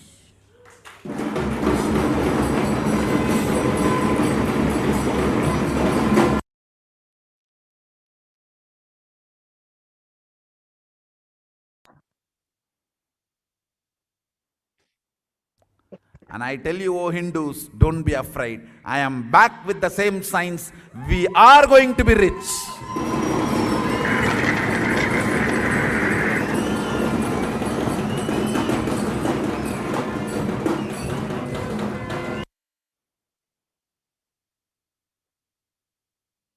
And the Avatar's advent on the planet Earth was to protect the world from this great cosmic deluge, to bring them to the new age, the Satya Yuga, and to give the superconscious breakthrough to humanity. So let's now listen to Devi Parashakti's revelation on this.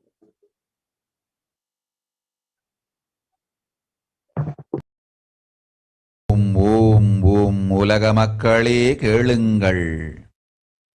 கலி முற்றி கலி கழிந்து புதுயுகம் சத்தியயுகம் புறப்பட வேண்டிய காலம் வந்ததனால் வந்திருக்கின்றது இந்த பெரும் பிரளயம்.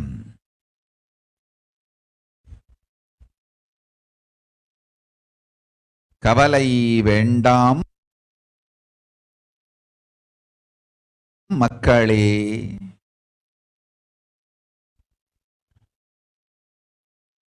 நித்யானந்தன் வடிவம் தாங்கி நாமே இங்கு வந்திருக்கின்றோம். நித்யயுகம் செய்வோம், நித்யயுகம் சத்யயுகமாய் மலரும் இங்கு. ஆனந்தமாக இருங்கள்.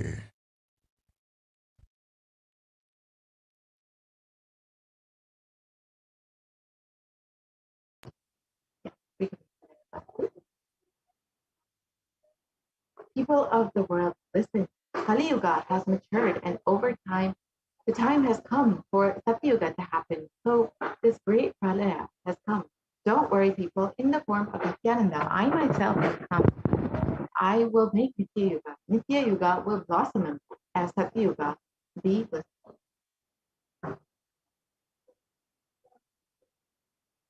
For this huge Kirimi Bhojanam not to happen to India, 2020, I had planned to do Padayatra throughout India in the 12 Jyotirlingas through my son, Swami. In order to prepare for the Avatar, began the Padayatra at the mere age of 10. And the Supreme Concept of Hinduism has been enriching people, one person at a time, with the truth of the sacred scriptures and the science of living enlightenment. And even at the age of 14, when the Supreme Concept of Hinduism took all his classmates from Kuriyatam to Tamil Nadu, in Tamil Nadu to Tirunelveli, his birthplace, it was a huge spiritual pilgrimage, and all of his classmates still remember this. And when the Supreme Concept was around 19 years old, all his fellow monks of the Ramakrishna Math remember the yatra where the Supreme Concept of Hinduism led them from Tamil Nadu to Tirunelveli, Chennai Tamil Nadu to Tirunelveli, his birthplace, and gave them an unforgettable pilgrimage trip experience. And the Supreme Concept of Hinduism has continued walking the length and breadth of India, reaching more and more people and preparing each one until the Supreme Concept of Hinduism founded the international mission, the Nithyananda Sangha, to revive Kailasa internationally on the 31st of December, 1990.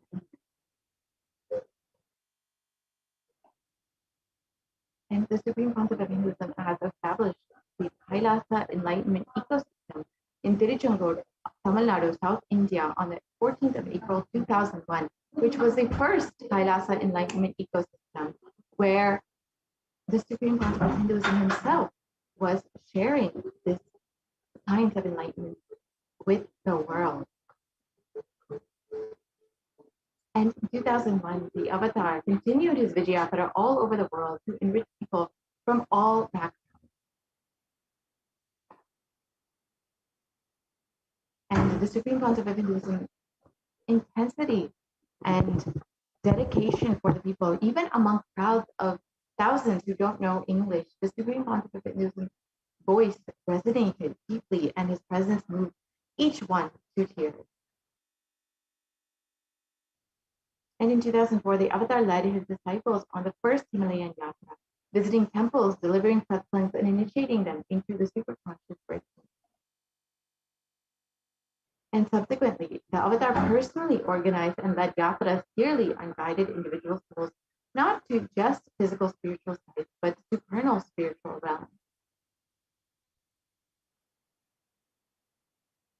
In 2006, the Padayatras were taken to the next level with the Kodikan Padayatra, with crores participating and impacted by Nithyanandeshwara and Nithyanandeshwari deities, traveling from city to city.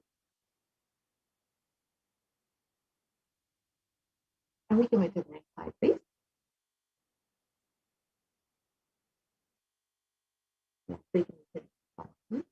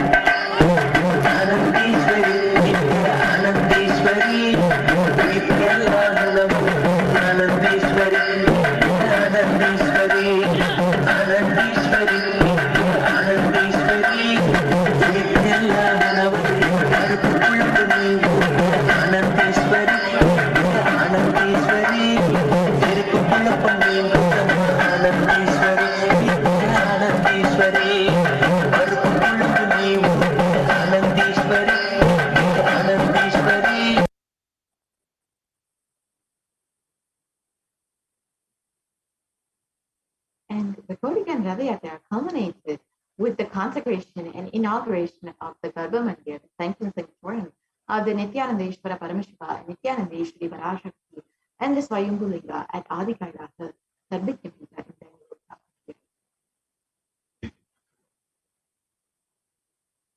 And the deities were energized as Archavataras to radiate the energy of Paramashiva and Parashakti to create the Adi Kailasa Sarvijnapita as a ship to save humanity from the upcoming Pralaya. And you can see the innumerable spiritual energy centers in India that were created by the Supreme Concept of Hinduism as safe havens during this great deluge. You can see the Adi Kailasa along with the Kailasa in Bangalore and the various Kailasas all over India and around the world. However, due to the ongoing persecution and the continuous assault and attack on the Supreme Concept of Hinduism, the captain of the ship was forced to leave India. And the Padayatra that was to be taken place in 2020 was not allowed to happen. Unfortunately, the re-energizing process of the 12 Jyotirlingas did not happen. And because of this, we are now facing the extreme effects of the Pralaya and are not finding any relief from India. And the only possible place where we can find relief is within the Kailasa, which the Supreme Concept of Hinduism has opened up to humanity for saving them. And so with this, now is your opportunity, if you are living in India, to sign up at kailasa.org/Kailasa Care if you would like to avail the opportunity to quarantine yourself in one of the Kailasas, which the Supreme Pontiff of Hinduism has created for the sake of protecting humanity. So now with this segment, we will be ending this portion and moving into the next segment where we will understand some of the wonderful offerings that we can make to Devi Parashakti and how we can connect deeper with Devi Parashakti. So let us take a short break and we will be right back.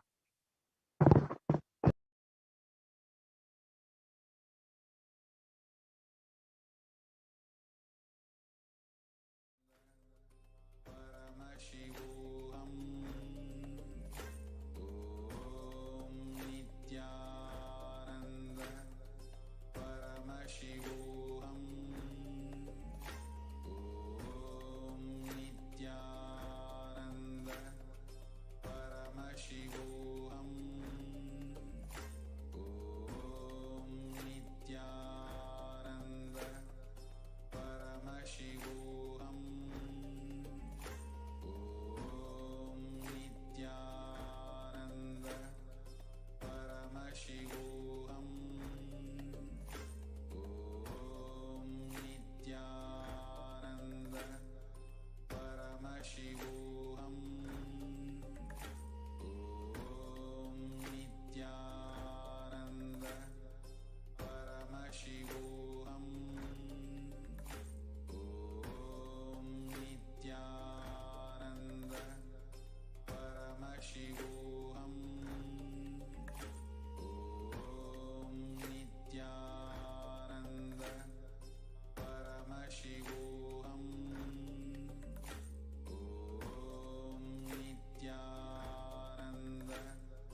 Paramashivoham.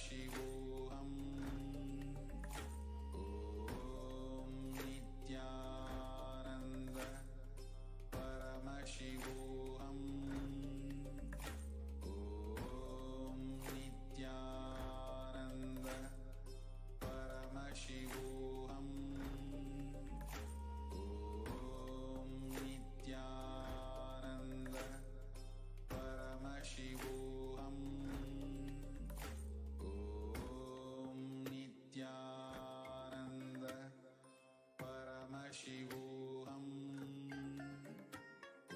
Om Nithyananda Paramashivoham.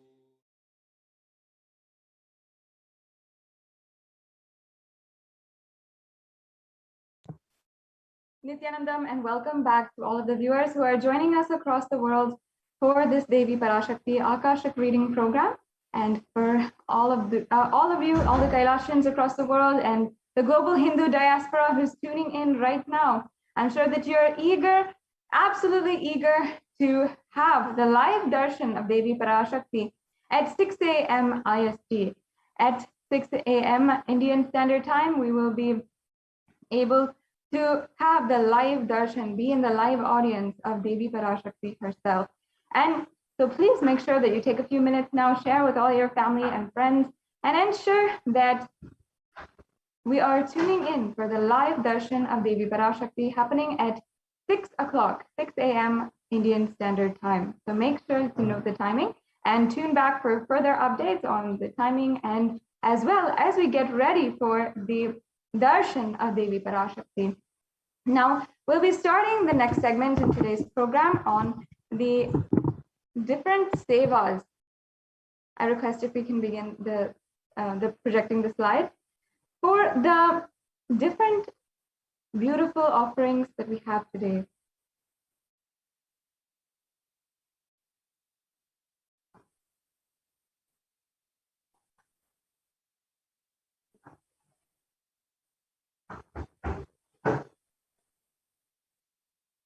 Yes, as you can see here, we are going to begin this next segment on the offerings to Devi Parashakti. These are a beautiful way to deepen your experience of oneness with the divine and have such a beautiful experience of oneness and be able to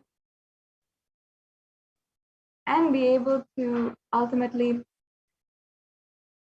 manifest the powerful cognitions of Devi Parashakti in our life in different aspects. Now, the offering is a giving of a divine gift of pure love, devotion, and oneness, and consists of two parts. One is giving, and the second is accepting. Only when the divine accepts what one offers, the offering becomes complete. Offering is not made out of fear or out of greed. When an avatar lands, the offerings are purely a part of a grand leela played out for the only purpose of enlightenment.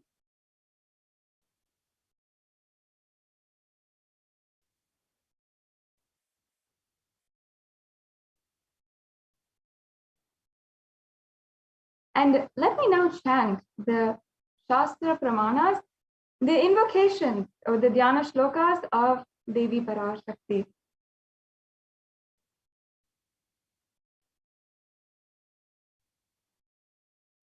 Indunivabeda karavahinayanam syat pankajavaraabhaya japaksha sarayuktam angahimabhushana vichitravasanam syat tungamukatojjvala manunmani swarupam.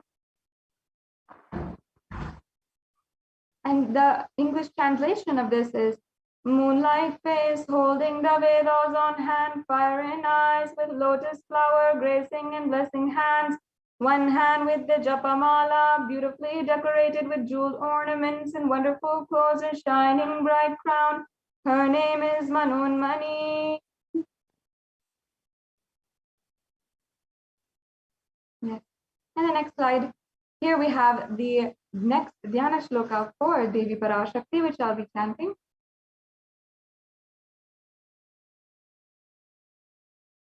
Dhyaye devim trinetram shashini bhavadanam vedahastam dadanam tavye padmam varadam apare chabhayam chakshamalam divye rabarana vibhushita danum brahmadi vipujitam devi meva manunmanim pratidinam kamatra dhatrim shubham.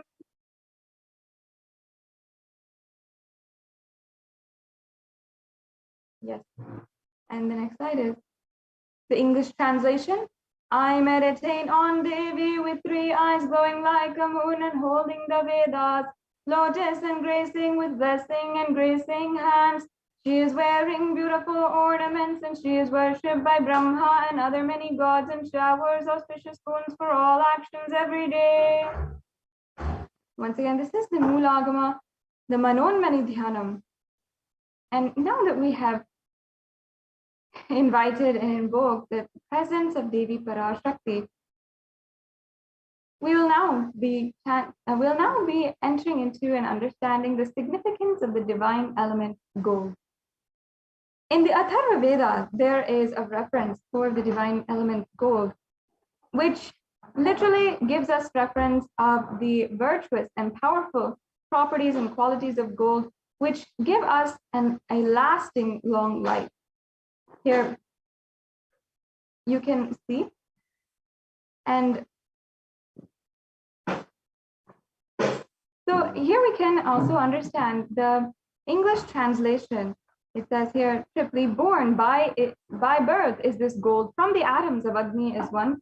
It becomes dearest to Agni. One fell away from the Soma when it was heard. One they call the seed and virtuous, powerful Apaha, the water molecules. Let that triple gold be for your long life. Now, gold is, once again, it's a divine element. And that is something that most of us don't recognize, don't even know a part of the qualities of gold. We don't even recognize it for its divine properties. And we think of gold as just an economic value, with value as a currency or value associated to money and the economy. But gold has so much more potential in it. And even us, we do recognize, of course, that it places value in things. However, we don't see how gold actually has divine properties. Now, it purifies anything that it touches, and it is an element of spiritual significance and great spiritual healing and enlightening. The vibration of gold has the power to infuse sattva energy in positive thought currents in anyone who wears and anyone who sees or operates in its vicinity.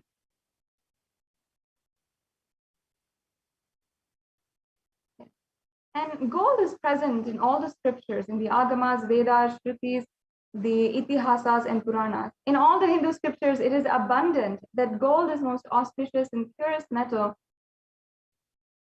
which purifies our being. In the Hindu civilization, everything was built in gold, exchanged in gold, and ritual fees were offered in gold bricks. When one was to be saved from life-threatening illnesses, gold was offered as a ritual fee, and gold was in abundance and used for weighing equivalent amounts of commodities.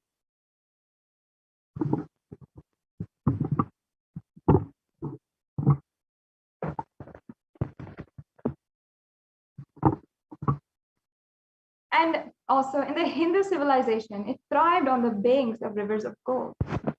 The Indus River was called the Hiranyamaya, the river of gold, and in the Rig Veda, and the river Saraswati was called the Hiranyavartani in the Atharva Veda. Gold is the supreme element for offering gifts to the ones you love and revere.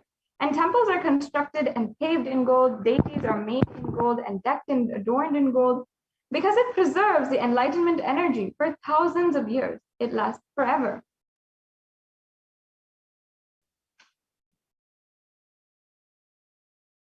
So now let us begin the exquisite array of offerings that we have to make available for each and every one of you.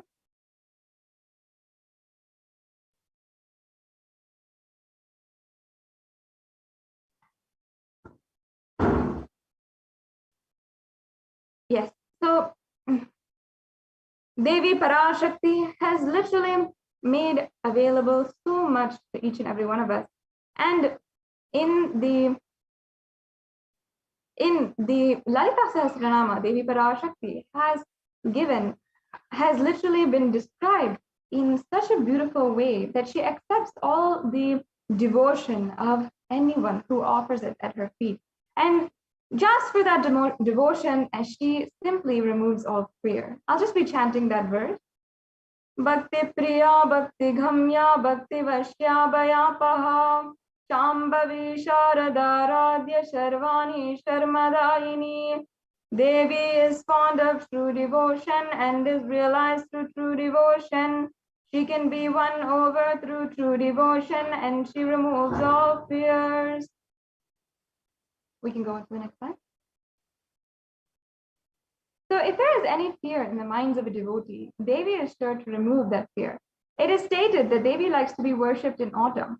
And here it is meant the autumn of our lives when thoughts turn more and more inward. The role of the divine is known and understood clearly. The need for Devi worship becomes stronger. Now in this verse, we can see the different meanings of the names of Devi. Shambhavi means consort of Lord Shiva or Shambhu.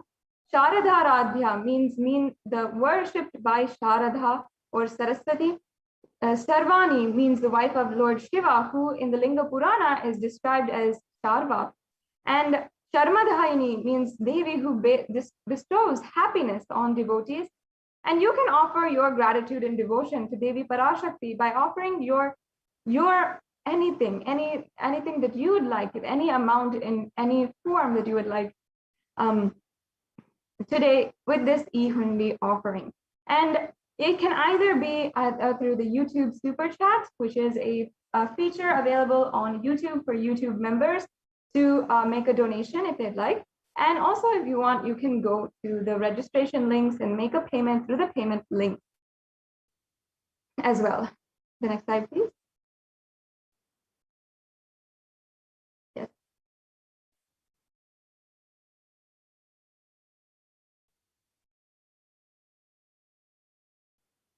And the next offering is the Sankalpa chanting. Yes. So this Sankalpa chanting is another beautiful offering that is available for each and every one of you. The Sankalpa chanting is the offering of the conscious resolution.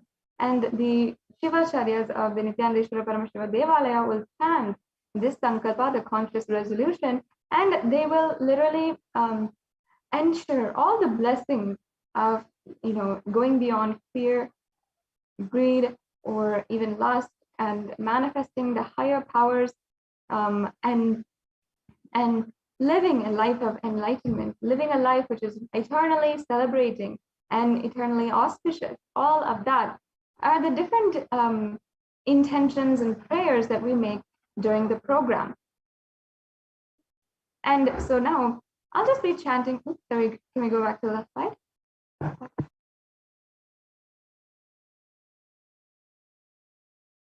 I'll just be chanting the verse from the Devi Mahatmyam, chapter 12, verse 34.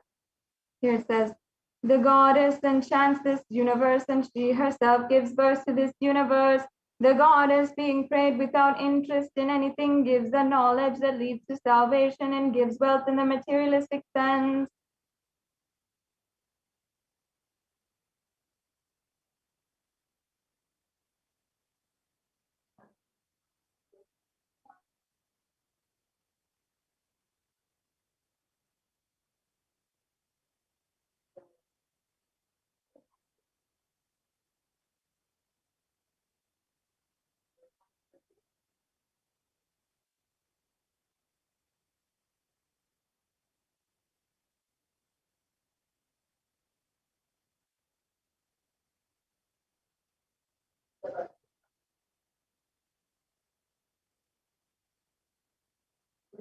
Yes, and the next offering here is the Sahasranama Swarna Kasu.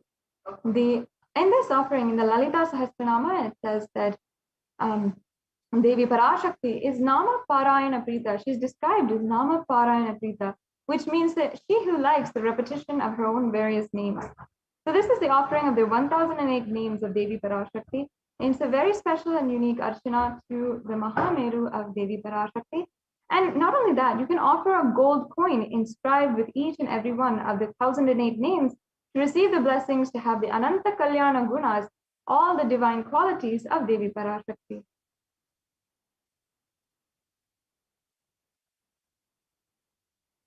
Yes, and the next offering is the Mukta Anguti. I'll just be chanting that verse.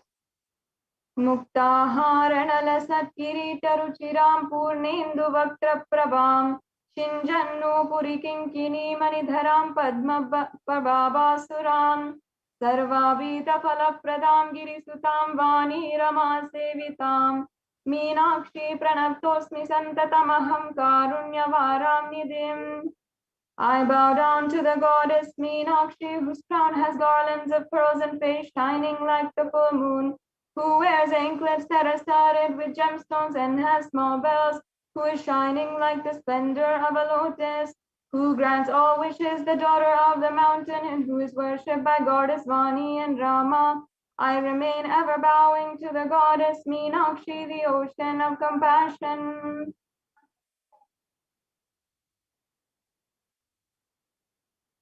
Yes, and you can offer the pearl ring to receive the blessings, to be showered by the compassion and pure love in all your business endeavors.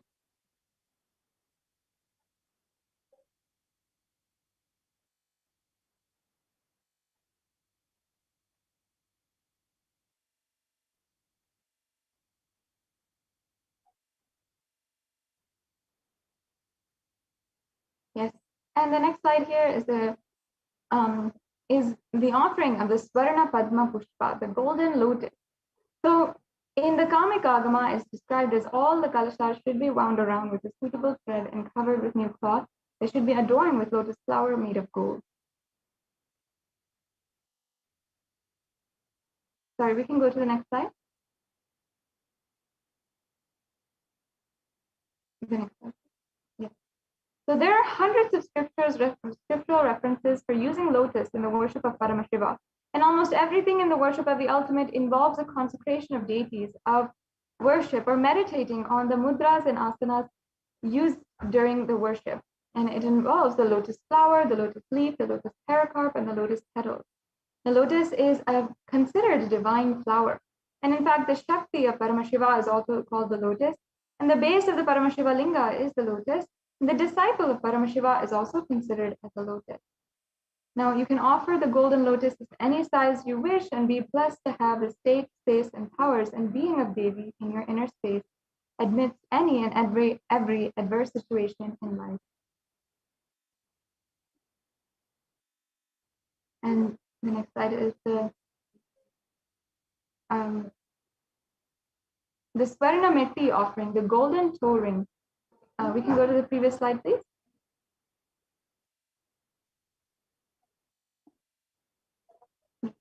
So we'll just chant this verse. Nakhadiditi samchana namajjana tamoguna padadvaya prabhajala parakrita saroruha. You whose brightness from toenails destroys the darkness of ignorance from the minds of your devotees who prostrate at your feet. You whose brightness from your 2 feet overpowers that of the lotus flower.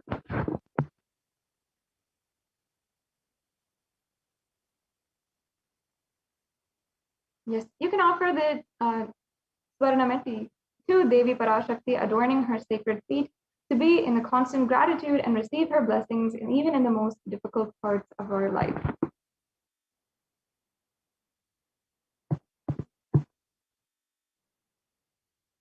And the next offering is a very exquisite offering, Swarna Mangtika, the golden hairline jewelry. And so in this offering, it is referred in the Lalita Sahasranama as well, where Devi is described as Shuddha Sarabi Varshani, Shri who makes the nectar flow in all of our nerves from the Sahasrara, and Shri who gives the very pleasant experience of the ultimate. And the Mangtika actually represents the nectar flowing from the Sahasrara chakra, the chakra at the crown center of our head, which is, and the Mangtika represents the very nectar which is overflowing from the center of the head until the forehead. And of course, it is just oozing. And that represents, of course, this very beautiful verse where it's saying that all of our nerves, from all of our nerves, the nectar is flowing. And that is the very experience of the ultimate. Such a beautiful, sacred sentiment and powerful cognition. And you can offer this Swarna Mangtika in order to experience the divine, you can experience the beautiful oneness with Devi Parashakti and be able to experience the blissful state of overflowing gratitude and the space of complete completion. The next slide, please.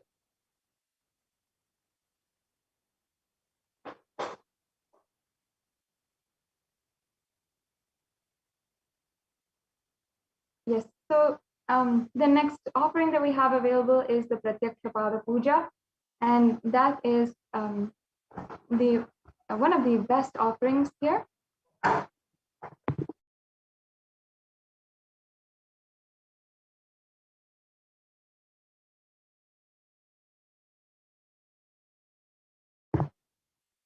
Yes, so I'll just be chanting once again the pramana for the Pratyaksha Pada Puja.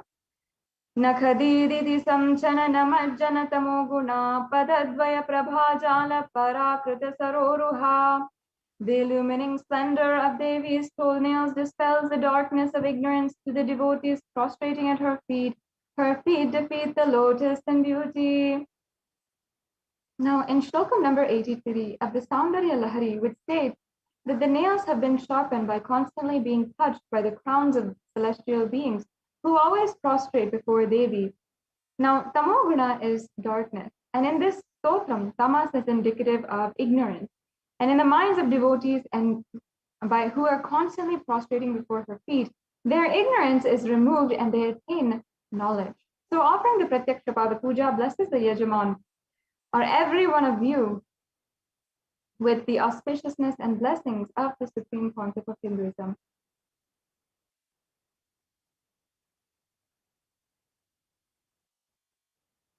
Yes, and the next offering is the Vastra Seva.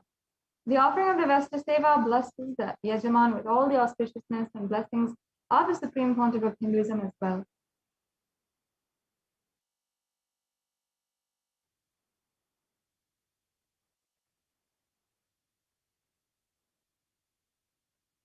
So as you can see here, we have an array of different offerings. The E-Hundi offering, which you can make for any amount, the Sankalpa chanting, the Devi Sahasranama Kasu, the Mukta Anguti, the Swarna Padma Pushpa, the Swarna Metti, the Swarna Mangtika, the Pratyaksha Pada Puja, and the Vastra Seva.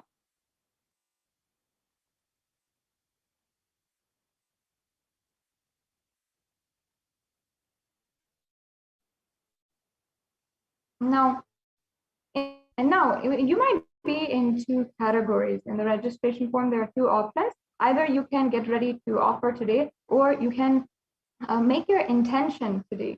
So there's a registration available for anyone who is interested in making the offering, or if you need help in manifesting, or if you want to give more details as well, or you can make the online payment as well immediately at tiny.cc/baby-offerings.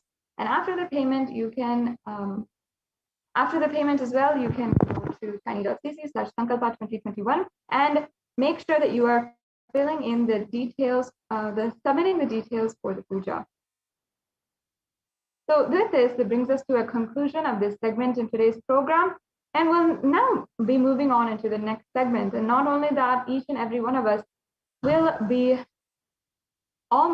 getting ready for the Devi Parashakti Akashic reading. I'm sure that every single one of you is simply waiting for the divine presence of this Supreme Pontiff of Hinduism manifesting as Devi Parashakti herself. I'm sure that each and every one of you are simply waiting to do so.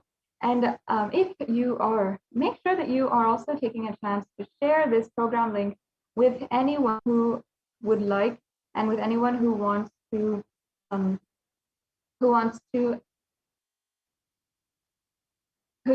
anyone who would want to make this offering and would want to interact, have the darshan, or ask a question at Devi Parashakti's feet.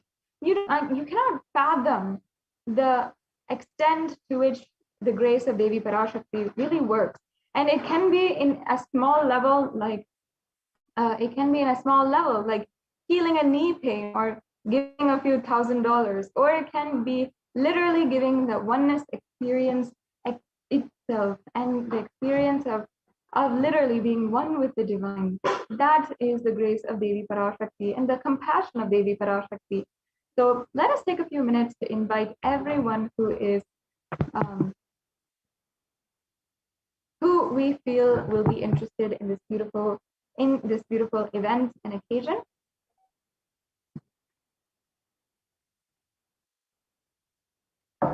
And as well, I request if we can also show the link tiny.cc/baby-offering,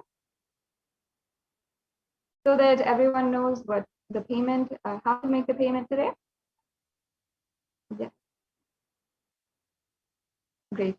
So once again, the live Devi Parashakti Akashic reading will be at 6 a.m. IST, Indian Standard Time. If you're tuning in and perhaps you're just waking up now and you got the notification, let's make sure that we are getting ready, and let's make sure that everyone we know is getting ready for the Devi Parashakti Akashic reading program happening sharp. And we will soon be getting ready for the Devi Parashakti Akashic reading.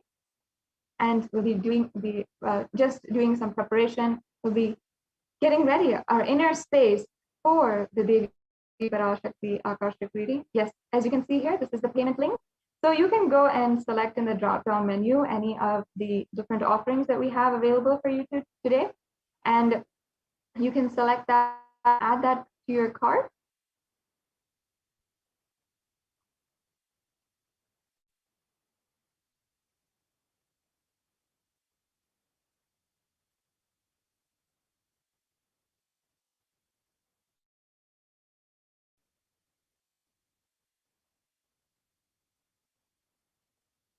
Yes, and once you select add to cart, you'll see your cart, and then you can review the items and proceed to checkout.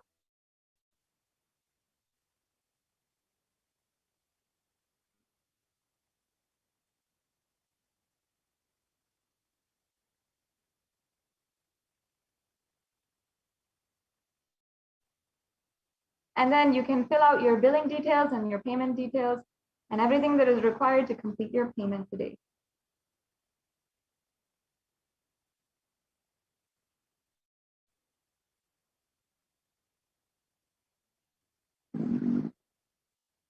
And the next offering is the next thing here is the form for this Sankalpa names.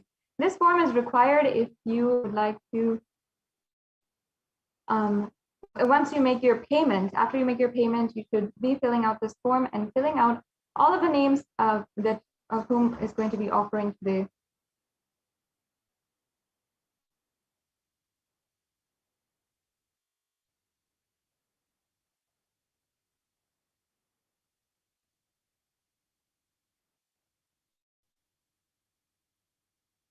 Yes, so as you can see, you can fill out this form and then submit it, and make sure that you have this form filled out after you make the pina today.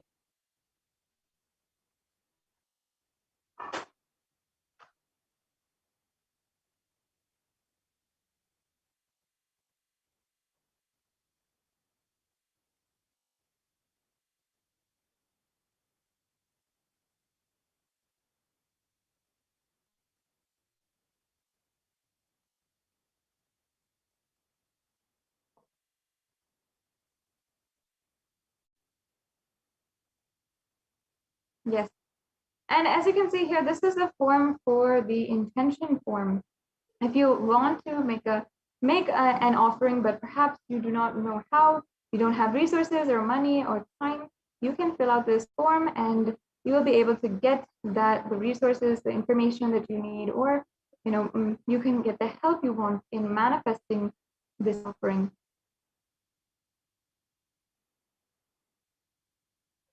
So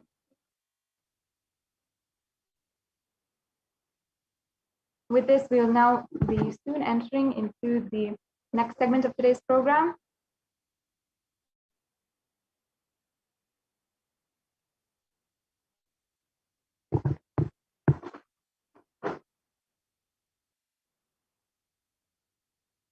And I invite each and every one of you to go ahead and ensure that you are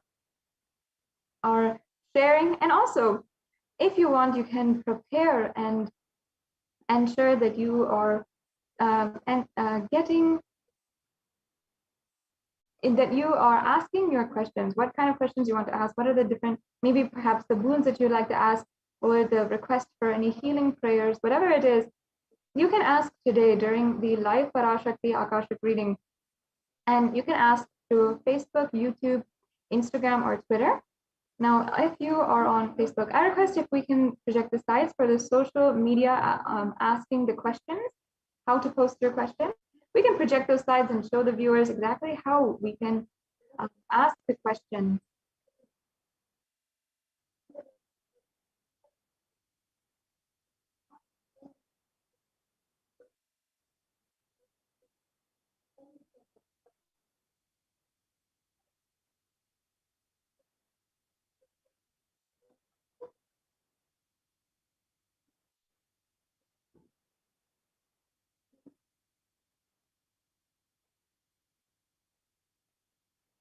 Okay, it looks like we're getting ready for our next segment in today's program as well.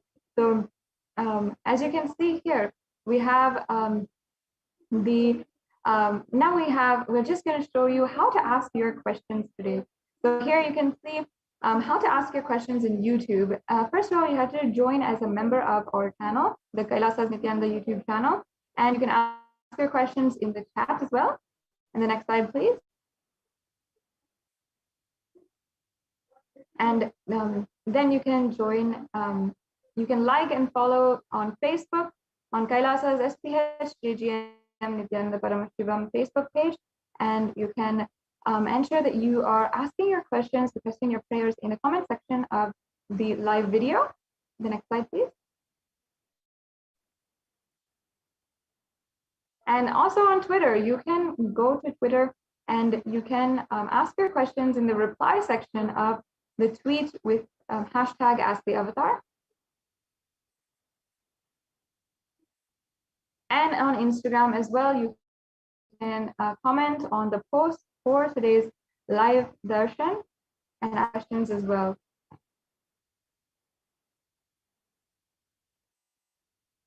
Yes, and if you're not social media savvy, you're not very comfortable on social media, then you can go to WhatsApp and ask your questions. You can reach us on WhatsApp through kailasa.org. You can reach and you can ask your questions to Devi Parashakti, and with her grace, you will be bestowed with her blessings.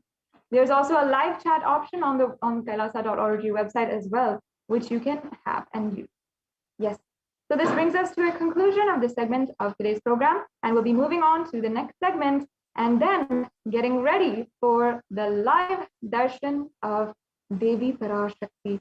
Thank you, Ma Dayami Swami, for joining us today for this next segment. Now, you can go ahead and explain to each and every one of the viewers about the Adi Kailasa Sarvajna Peetham, the various contributions of the Supreme Pontiff of Hinduism through Adi Kailash. Thank you so much, Ma Nithyanandam. Nithyanandam, let's start our next segment with the Supreme Pontiff of Hinduism, Jagadguru Mahasannidhanam, His Divine Holiness, Bhagavan Nithyananda Paramashivam's blessings. Kailasa's Department of Enlightened Civilization presents the revival of temple sciences and ecosystems and Adi Kailasa ship. So let's start with the Sadguru Vandana. Nithyanandam Paramasugadam Kevalam Jnanamurtim Dvandvatitam Gagana Sadrusham Tattvamasya Ekam Nityam Vimalamachalam Sarvadi Sakshibhutam Bhavatitam Triguna Rahitam Sadgurum Tam Namami. Nithyanandam. So across the world, due to the rise in the cases of COVID-19, across India, so many temples which were the history of opening, serving their deities for the devotees and offering the temple services for thousands of years, unbroken lineage of thousands of years, very famous temples are shut down due to the pandemic. Let's see some of the examples. For example, Maharashtra, the Shirdi Sai Baba temple and Mumbai Siddhi Vinayaka temple will remain shut down for devotees. It is already shut down till further orders. The Sai Baba temple will remain closed for devotees. And recently it shut down till further orders, said the Ravindra Thakre, the officiating chief executive officer, Sri Sai Baba Sansthan Trust. The Siddhi Temple administration took the decision after the Maharashtra government announced a weekend lockdown and night curfew recently in the state to control the spread of the coronavirus. And in another state, Odisha, the Puri Jagannath temple, which is the world famous, is now closed for public. Keeping in view the surge of COVID-19 cases in Odisha and also in Puri, the authorities of the temple of Lord Jagannath in the pilgrim town on Sunday. The famous temple is closed for devotees since May 5th, as a statewide lockdown was imposed by the Odisha government. And not only the Puri Jagannath temple, but all religious places closed for public in Bhubaneswar, as city records the highest daily COVID surge, with the Odisha capital, Bhubaneswar, registering the highest ever single day spike, 581 new COVID-19 cases. Recently, the local municipal authorities recently declared closure of all religious places like temples, mosques, gurudwaras, and churches for devotees from the last Sunday till further orders. In Uttar Pradesh, major Madhura temples ban entry of devotees amid the COVID-19 surge. Two major temples of the Sapta Devalaya, the cluster of 7 temples in Vrindavan on Saturday banned the entry of devotees in view of the rising COVID-19 cases. And in another state, Gujarat, the Somnath temple closed for darshan amid COVID-19 surge. The Gujarat Somnath temple closed for darshan in view of a surge in COVID-19 infections. The Somnath Temple Trust has announced that the temple will remain shut for devotees from the April 11 for an indefinite period. On the other hand, in South India, Tamil Nadu, Chola era temple Murtis beheaded. And the news spread on June 21st, 2021. The Murtis of a Chola era temple have been vandalized in Pudukottai, Tamil Nadu. A devotee who went to the temple was shocked to find all the Murtis in the temple in a beheaded state. He lodged a complaint with the local police later. The Kailasa temple in Kanchinanchur, a village in Pudukottai, is said to belong to the era of Kulichunga Chola II, with Shiva as the presiding deity. The temple houses other deities such as Ganesha, Parvati, Murugan, and Krishna and Nandi. All these murtis were discovered in a beheaded state a few days ago. So, on the other side, across the world, the destruction, the closing, shutting down of temples are happening. Now, let us understand what is Kailasa's temple experience. And now is the time when the COVID-19 is rampant. And ancient temples are in a lockdown because of the risk of widespread corona disease. The devotees of these temples were visiting and having the darshan of their gods and goddesses for thousands of years. Yet, all these ancient sacred sentiments have come to a harming halt after the lockdowns have taken place. The religious fervor of the devotees is being lost due to the pandemic. The Supreme Pontiff of Hinduism is reviving the Kailasa ecosystem and bringing all the ancient traditions of the online platforms on Kailasa TV, YouTube, and Facebook. Let us understand the basics of the why temple worship with the blessings of the Supreme Pontiff of Hinduism, Jagadguru Mahasannidhanam, His Divine Holiness Bhagwan Nithyananda Paramashivan's blessings. Kailasa's Department of Enlightened Civilization presents the basics of why deity worship. Please understand, deities are not mere idols, they are embodiment of idols. We do not worship idols, we worship the ideals represented through the deities. When the divine is present before you in the form you can see, touch, and relate to, the transformation becomes an easy and joyful process. Second, the deities in a real kshetra are always carved in the form of an ancient masters and enlightened beings. Even though no longer in the body, they can be invoked through the name or form they used while in the physical plane. When we pray to that deity or chant its name, the corresponding divine vibration is automatically awakened and becomes available on the energy plane to guide and bless us. The Supreme Pontiff of Hinduism says that we mastered the science of bringing the divine to the deities and expressing the divine through the deities. The whole science has been mastered in the Vedic tradition. The revival of temples will be the revival of world peace and world bliss. Revival of temple culture, the deity worship, where people are made to look in. That is where the revival of Sanatana Dharma, Advaita Satya, the truth of oneness experience, is going to happen.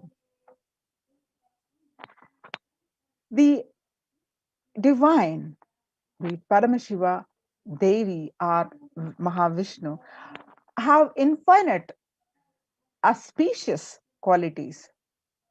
When a devotee calls for intense devotion, with intense devotion to save him, or when the world is at stake in the verge of destruction, the divine manifests himself in a form to save whatever is needed at that time.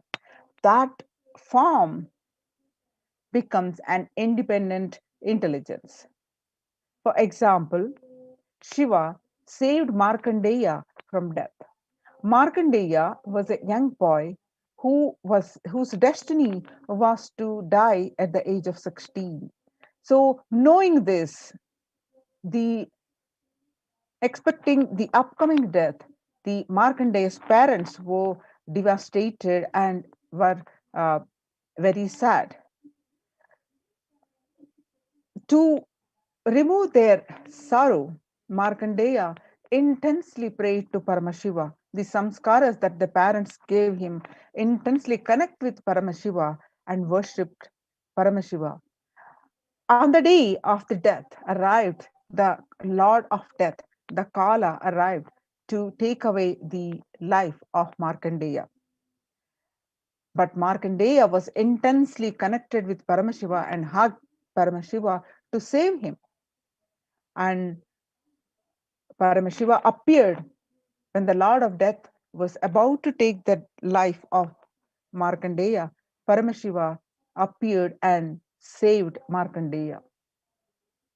So he became a lord of the Lord of Death, Kala, where Kala is the Lord of Death.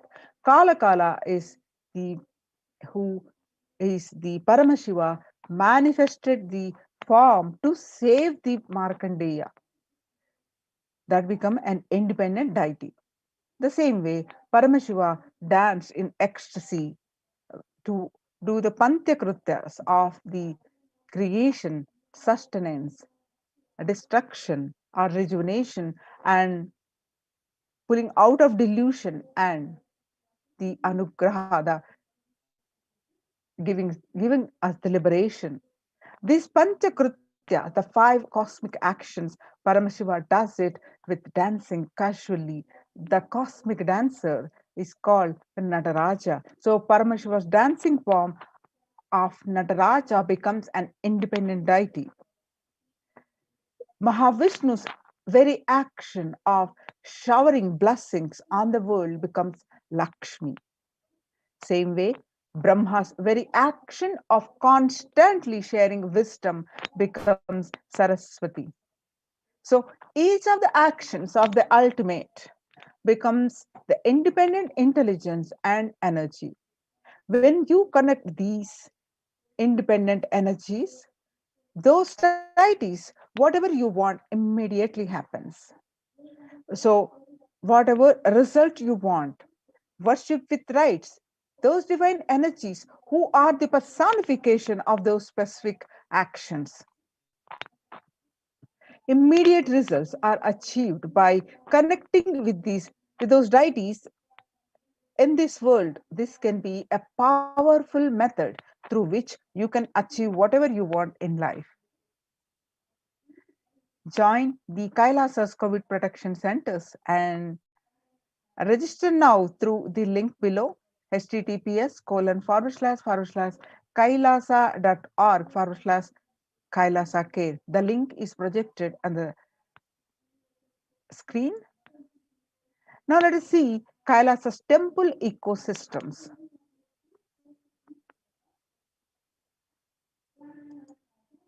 Kailasa is a place where everything related to super consciousness is revived.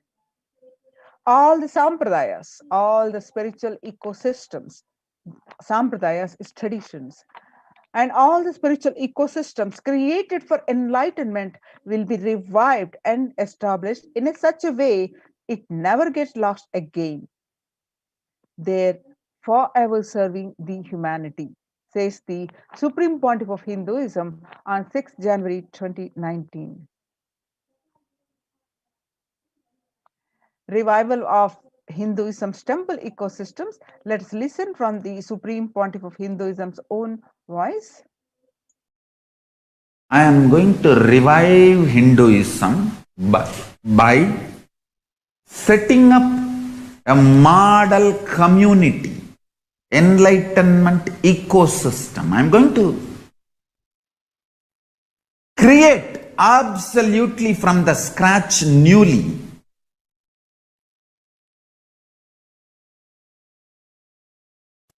self-sustaining, temple-based,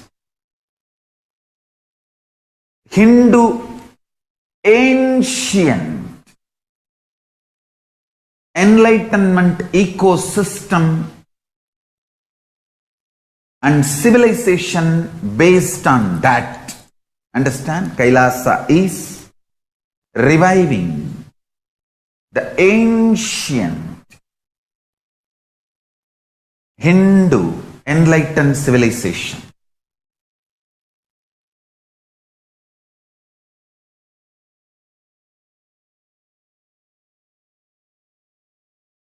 Paramashiva himself manifested this Kailasa Mandala, the enlightenment ecosystem, and the lifestyle.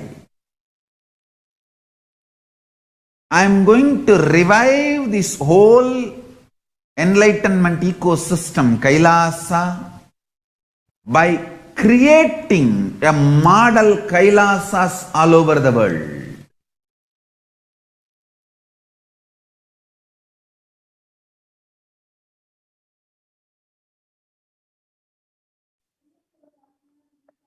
In adulation of violence in recent lifestyle has enabled disruption in several nations, affecting millions of lives with mental distress, physical health elements, defalcation of food supply, and pinpointed destruction to the infrastructure of several countries. The Supreme Pontiff of Hinduism, Jagadguru Mahasannidhanam, His Divine Holiness Bhagwan Nithyananda Paramashivam, has dedicated his entire life and made it his mission to bring the global peace from the ground level through the Kailasa's Department of Religion and Worship and Department of Human Services to bring harmony in humanity, to create a life of freedom and peace for every individual on the planet Earth through the revival of the temple ecosystems. The director of the National Institute of Mental Health, Joshua Gordon, pointed out that the environmental factors present both risk and protective influences on mental health. He grouped such factors into three group types: individual factors such as the microbiome, natural and built components include green spaces, housing, and highways, which may play a role in health disparities, social factors like family structure, poverty, and other social determinants of health. From 1994 to this date, the Supreme Pontiff of Hinduism has worked tirelessly in the revival of temple ecosystems globally. Through the Kailasa Department of Religion and Worship, the Department of Human Services, led by the Supreme Pontiff of Hinduism, this lifelong commitment to the mission and vision of bringing global harmony, sustainable living, and reproducible ecosystems has been proven in the building active, contributing temple ecosystems around the world. Now you can see some of these pictures how the Supreme Pontiff of Hinduism built the temple ecosystems across the world way back from 2001. This picture is taken on 21st October 2006, following a meditation under the sacred banyan tree in Adi Kailasa. The peacekeepers of Kailasa, along with children of Nithyananda Gurukul, celebrate the auspicious occasion of Deepavali. This picture is from Adi Kailasa, and this picture that you are seeing are taken on 22nd December 2018. The peacekeepers of Kailasa and the participants of the Paramashivoham meditation workshop take part in the celebrations of a traditional flag hoisting ceremony. This picture is also again from Adi Kailasa, Bangalore.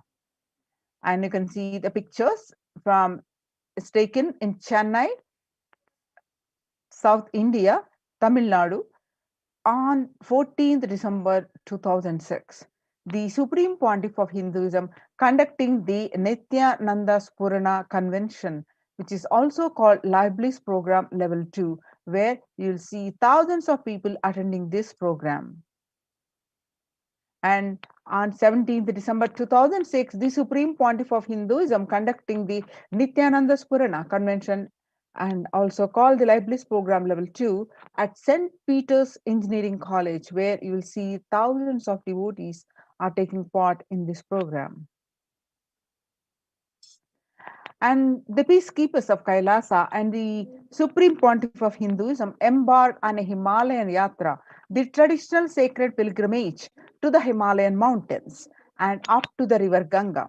This picture is taken on 26th May 2006. And you can see the temple ecosystem of Tiruvannamalai serves as the driving factor in maintaining the lifestyle of health, wealth, and well-being for citizens of Tiruvannamalai, one of the remaining living temple ecosystems. And this picture is taken on 20th December 2011, where thousands of devotees are on a procession where you find the Supreme Pontiff of Hinduism waving with a flag. You can see this beautiful picture where the peacekeepers of Kailasa and participants of the Paramashivoham meditation workshop take part in the morning meditation and the traditional puja or ritualistic worship. This picture is taken in Adi Kailasa, Bidadi, Bangalore on 31st December 2018. You can see as part of the Krishna Janmashtami celebrations, where the Supreme Pontiff of Hinduism distributing the sweet butter, and this picture is taken on 17th January 2014.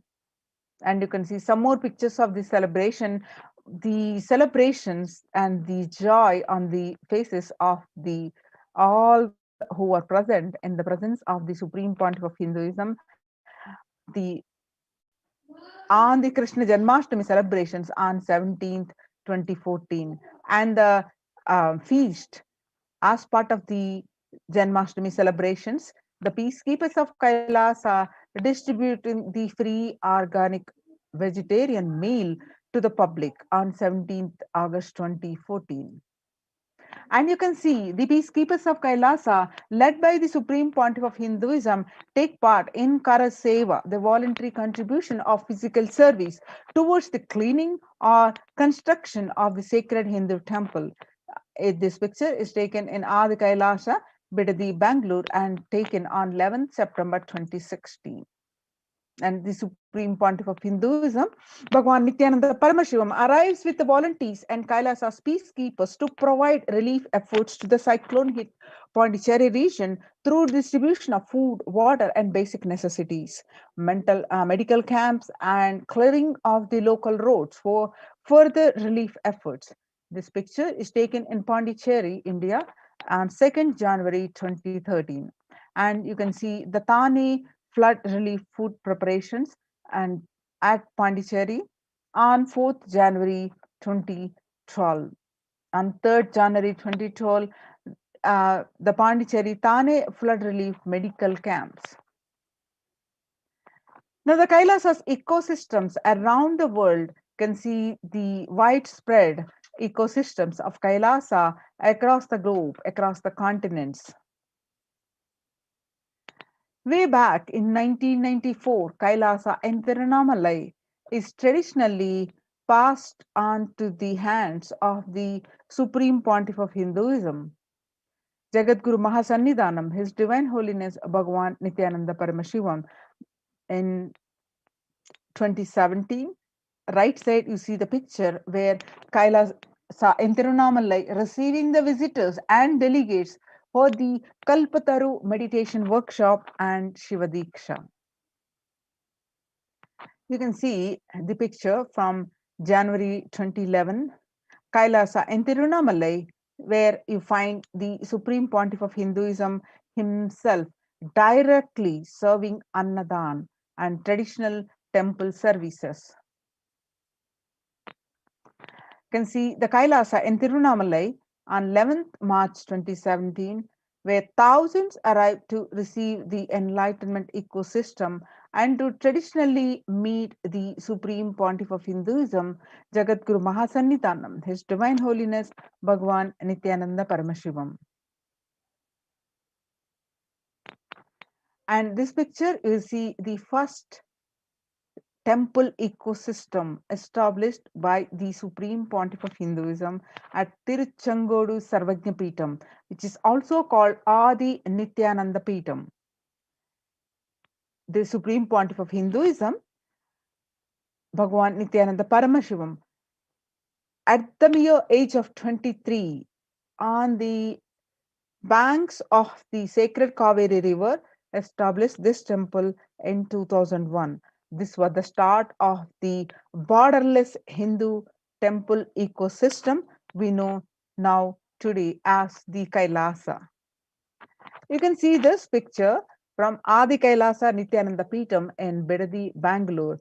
After having a vision of the sacred banyan tree, the Supreme Pontiff of Hinduism has established the Adi Kailasa temple ecosystem with the same banyan tree at its heart, the main headquarters of Kailasa in 2003. The temple deities made Adi Kailasa Nithyananda Peetham in Bidadi through the live stream of these. You can watch the sacred banyan tree, which is also called the Kalpa Vriksha, where you can ask the boons that you wish to. And the temple deities Nithyanandeshwara Paramashiva and Nithyanandeshwari Paramashakti, and the Nithyanandeshwara Linga. You can have the darshan of these deities continuously available to all from wherever you are via live stream you can watch. You can see the continuous flow of worship and temple services. And now, in the Western Hemisphere, the Supreme Pontiff of Hinduism established its first temple. The temple physically came to life in just 9 months. This temple is established in Kailasa in Columbus, Ohio. The chief presiding deities of this temple are Sri Nithyanandeshwara Paramashiva and Nithyanandeshwari Paramashakti. The deities are 7 feet tall, made of granite and weighing of 6 tons, and their divine faces have been directly carved by the Supreme Pontiff of Hinduism. And you can see the Kailasa in Los Angeles, California, the Western this temple, the first inaugurated in 2005, then established in its permanent location in 2007, houses the largest Shivalinga and Rajarajeshwari Devi in North America. You can see the Kailasa in Los Angeles, more pictures where the Kailasa ecosystem, the temple complex has 25,000 square foot and housing over 80 deities. It is one of the largest Hindu temple ecosystems in the West. You can see the pictures from Seattle, Kailasa, and Washington, housing the blissful dancing form of Ganesha and the largest living Nataraja deity. Outside of India, the Kailasa in Seattle is also known as Chidambaram of the West. The temple, the Chidambaram temple, an ancient Hindu temple where Paramashiva resides as Nataraja, the cosmic dancer and expression of Akasha or space. The Nataraja has also been revealed to be the center of the Earth's magnetic equator. You can see the pictures are from Kailasa in San Jose, California. Inaugurated in 2009, Kailasa in San Jose radiates the energy of the Madurai Meenakshi temple. The chief presiding deities of the temple are Madurai Meenakshi and the Shivalinga. The main deities are Lord Sri Nithyanandeshwara Paramashiva and Devi Nithyanandeshwari Paramashakti, which have been created, installed, and energized by the Supreme Pontiff of Hinduism. The Meenakshi Amman temple, the home to Devi Meenakshi, the divine cosmic mother, and the consort of Lord Sundareshwara, the most blissful form of Lord Paramashiva. You can see the pictures now, Kailasa in St. Louis, Missouri. Alongside the Shivalinga and Nithyananda Ganesha, Kailasa in St. Louis carries the energy of the Tirumala Tirupati of South India and houses one of the tallest Venkateshwara deities in North America, along with his consorts Sridevi and Bhudevi. The beautiful landscape nestled among the woods and rolling hills of Missouri stretches for 20 acres. You can see pictures now from Kailasa in Phoenix, Arizona, home to over 21 deities and with a temple structure of 2,500 square foot. Kailasa in Phoenix Supreme Pontiff of Hinduism, Bhagwan Nithyananda Paramashivam, serving as an energy field of worship, meditation, and celebration for over 7 years. You can see the pictures now from Kailasa in Houston, Texas, USA. Formally inaugurated in 2017, the Supreme Pontiff of Hinduism has declared Kailasa in Houston as the Parihara Sthala for all the Navagraha doshas. The Navagraha, which all the ill effects of 9 celestial bodies are removed with the Parihara. And you can see the pictures are from Kailasa in Toronto, Canada. Inaugurated on July 2011, Kailasa in Toronto is one of the only Hindu temple in the West, with all 63 Naimanas and 18 Siddhas residing as deities. The temple deities here are seated exactly as they existentially preside in Kailasa around Paramashiva and the primordial deity of the Hinduism. You can see more blissful pictures from the Kailasa in Toronto, Canada. Active and alive from 2011 onwards, Kailasa in Toronto has been blessed to radiate the superconsciousness energy of Kailasa. This temple ecosystem goes on providing various temple services to the community, such as Annadan and traditional Hindu ceremonies. Kailasa Department of Religion and Worship, the Department of Human Services, and each of the Kailasas temple ecosystem consider the right of happiness to be the highest fundamental right of all humans. The ultimate goal for all Hinduism and Kailasa, led by the Supreme Pontiff of Hinduism, Jagadguru Mahasannidhanam, His Divine Holiness Bhagwan Nithyananda Paramashivam, is the material and spiritual well-being and prosperity of humanity. Join now the COVID Care Protection Centers. Register now through the link below, https://kailasa.org/Kailasa Care. Now let us see the contribution from the Kailasa's Department of Religion and Worship during the COVID-19 pandemic. You can see the live stream where you find the Adi Kailasa Kalpavriksha tree, the sacred banyan tree, which gives the bones continuously. You can watch this via live stream. You can watch the live streams of the Abhishekam, the temple services, and the live satsangs by the Supreme Pontiff of Hinduism continuously. On 12th May 2021, Devi Parashakti herself revealed through the Supreme Pontiff of Hinduism to the world that I came as Nija Avatar. I am blessing you. Listen, people, listen. To do good to all of you, I have taken the form of Nithyananda and came down as Nija Avatar. People of India, listen, carefully listen. Time after time, Bharatam is Jnana Bhumi, where enlightened being comes. We cannot make Jnana Bhumi as infertile. Enlightened beings have to come. They have to live. It has to flower.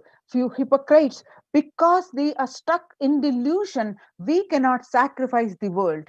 Cosmos cannot be destroyed. The ship I did to save the cosmos from being destroyed, that is called Adi Kailasa. The ship I did to protect beings from Pralaya is Adi Kailasa because of conspiracy of Drohis and enemies' rule. The captain has to leave the ship. Before 12 years, knowing the great deluge that is going to happen, all Aushadas by this Guru Purnima, that Jnana Rasavadam, Navapashana is going to flower. Allow people to come and take dip in Navapashana flower. People, whoever comes and dip in Vaidyasarovar, they will not have death. They will not have corona. Crores and crores of people will come in line every day. I they will take the dip in the Ananda Lingam. On 30 May 2021, Devi continued to reveal to the world that listen well to my words. For India, I made ship as protection. The Nithyananda Navapashana Lingam invite the Sarovar. Go to Adi Kailasa, O Indians, listen. All those regretting losing Nithyananda Nija Avatara without confusion and without talking, just as lip service, go to Adi Kailasa. Scores of people will come there looking for help, Navapashana water feast and medicine to get health and protection and enlightenment. To protect India from the great destruction, I, Parashakti, made this huge ship. Even if captain is not there, the ship is there. When the first world countries close their borders during a massive global emergency, Kailasa has opened its not only its doors to all without exception. Join the COVID care protection centers and save your life. Register now through the link below https://kailasa.org/kailasa care. You can see the blissful pictures from the ecosystem of Adi Kailasa. You can see the various rituals that are happening, the temple services that are happening, and the various fire rituals, various abhishekams, alankarams, and the kalyanams, and the festivals that are being celebrated in the temple ecosystem. Register now through the link below. Join COVID care protection centers and save your life. https://kailasa.org/kailasa care.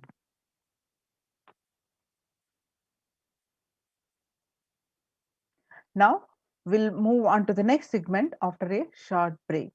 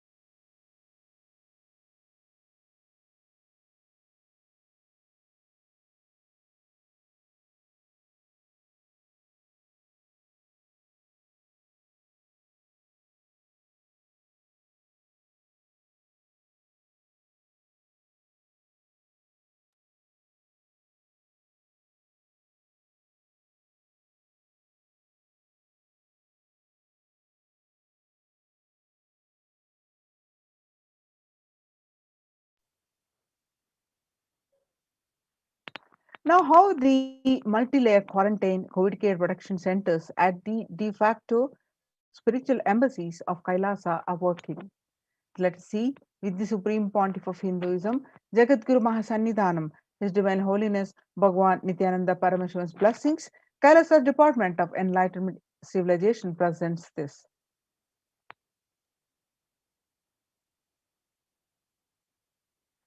As we see the world today, COVID-19 is creating a hunger catastrophe in India. The pandemic has led to increase in global food insecurity affecting the vulnerable household in almost every country. It has exacerbated the existing inequalities, pushing millions of people into the vicious cycles of economic stagnation, loss of livelihood, and worsening food insecurity. You can see the statistics from the World Bank estimates that 71 million people will be pushed into extreme poverty across the globe as a result of the pandemic. The World Food Program estimates that an additional 130 million people could fall into the category of food insecure over and above the 820 million who were classified as such by the 2019 State of Food Insecurity in the World Report. Hunger is in plain sight. COVID-19 worsens the plight of food insecurity. More than 50 million people have experienced food insecurity during the pandemic, up from 35 million in 2019, according to the Feeding America nonprofit, the nation's largest domestic hunger relief organization. And on the other hand, the child malnutrition and hunger skyrocketed in Haiti as COVID-19 infections spike. At least 86,000 children are at risk of developing a severe to acute child malnutrition this year in Haiti, according to sources connected to the United Nations Children Fund. The number of children projected to suffer from starvation this year has doubled as the impoverished nation continues to grapple with extraordinary political and social crisis exacerbated by the pandemic. And refugees are paying the highest price in the COVID-19 pandemic. Vulnerable groups such as the refugees are paying the highest price in the COVID-19 pandemic. We are seeing alarming trends that show many refugees around the world are unable to pay the food, or rent, and are struggling to across healthcare and education. The price hikes in local markets and further displacement caused by campfires have pushed many families further into food insecurity. During April and May, around 30,000 refugees in the Cox's Bazar camps raised questions and concerns, with 63% seeking services including urgent food relief and shelter. Just over one third, that is 37%, requested health or medical care. The famine risk spikes amidst COVID-19 and funding gaps. The number of people teetering on the brink of famine has risen from 34 million projected as the beginning of the year to 41 million projected as of June. He said, without immediate emergency food assistance, they too face starvation as the slightest shock, which pushed them over the cliff into famine conditions. The World Bank releases report on growing food insecurity that the the insecurity rates in response to the COVID-19 pandemic. The report released on May 20th, 2021 stated that COVID-19 impacts have led to severe and widespread increases in global food insecurity, affecting vulnerable households in almost every country, which impacts expected to continue to grow through 2021 in into 2022. It also states that the global food prices increased significantly by 38% since January 2020. The World Economic Forum, the report includes 155 million people are caught up in food crisis of varying severity. 133,000 people in Burkina Faso, South Sudan, and Yemen are most at risk. 10 countries account for two-thirds of those facing acute hunger. The resilience of agri-food systems is being eroded by conflict, insecurity, and environmental trends. Join now through the link below and protect yourself in the Kailasa's COVID Protection Care Centers, https://kailasa.org/Kailasa care. Now, let us listen, understand what the Supreme Pontiff of Hinduism revealing the secrets of food. You become what you eat. What you eat contributes to what you think. What you think contributes to what you cognize. What you cognize contributes to what you are. So, what you eat directly affects who you are, and that is why I am making this statement. You become what you eat. What is in your plate matters because that is going to become you.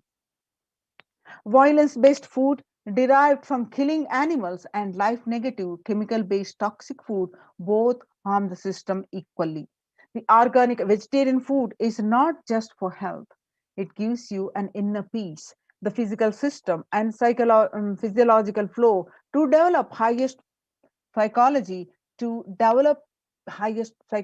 not only your physical system, even your physiological flow needs to cooperate. Your brain is constructed for all those higher things. When you don't explore the higher things, you are bound to feed the lower things and keep your brain engaged for survival. If you don't explore the higher dimensions of consciousness, you will force yourself into drugs and try to explore the hallucination, imaginary, illusory dimensions of the universe. The human body is naturally designed for vegetarian food.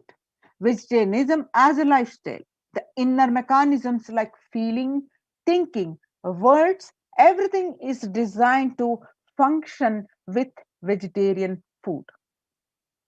It is like having a generator which can handle only 220-volt currents or a UPS which can handle only 220-volt currents, but it is given 20,000 volts current. What will happen? It will get fused. The food without anxiety, without fear, without depression, without biomemories, if they are consumed by a person, the energy with which they think, the energy with which they utter words, the energy with which they act, the energy with which they feel, the energy will be aligned to the natural source of energy. It will be aligned to nature, which is the inner potential energy.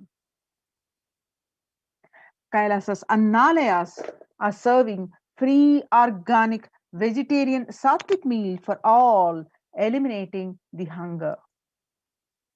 The developmental, economic, social, and medical impact of malnutrition and famine have a critical impact on the individual, familial, community, and national, ultimately on the ground level.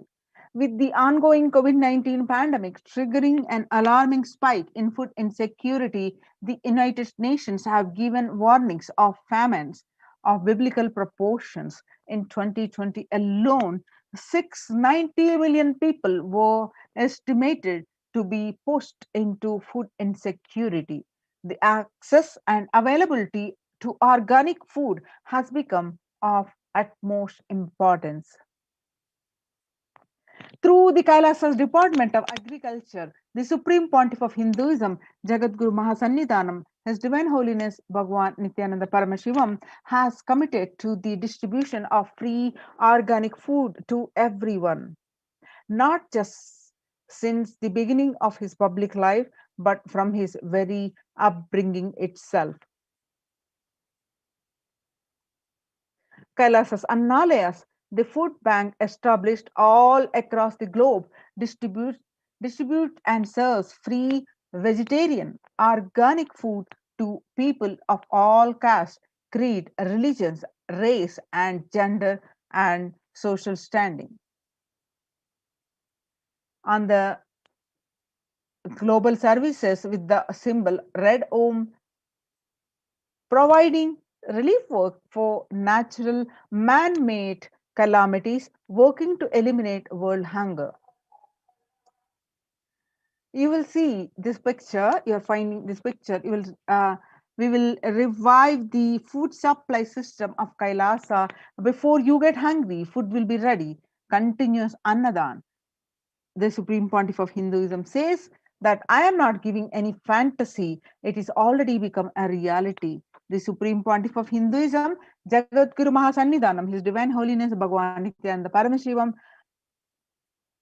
spoke on this on 17th June 2019.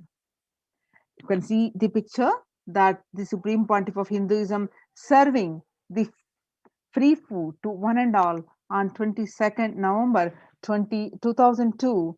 The pictures show the early days of Kailasa's spiritual mission, where the Supreme Pontiff of Hinduism is offering Annadan, providing free organic vegetarian meal on Kartikeya Deepam, Tirunamalai, India.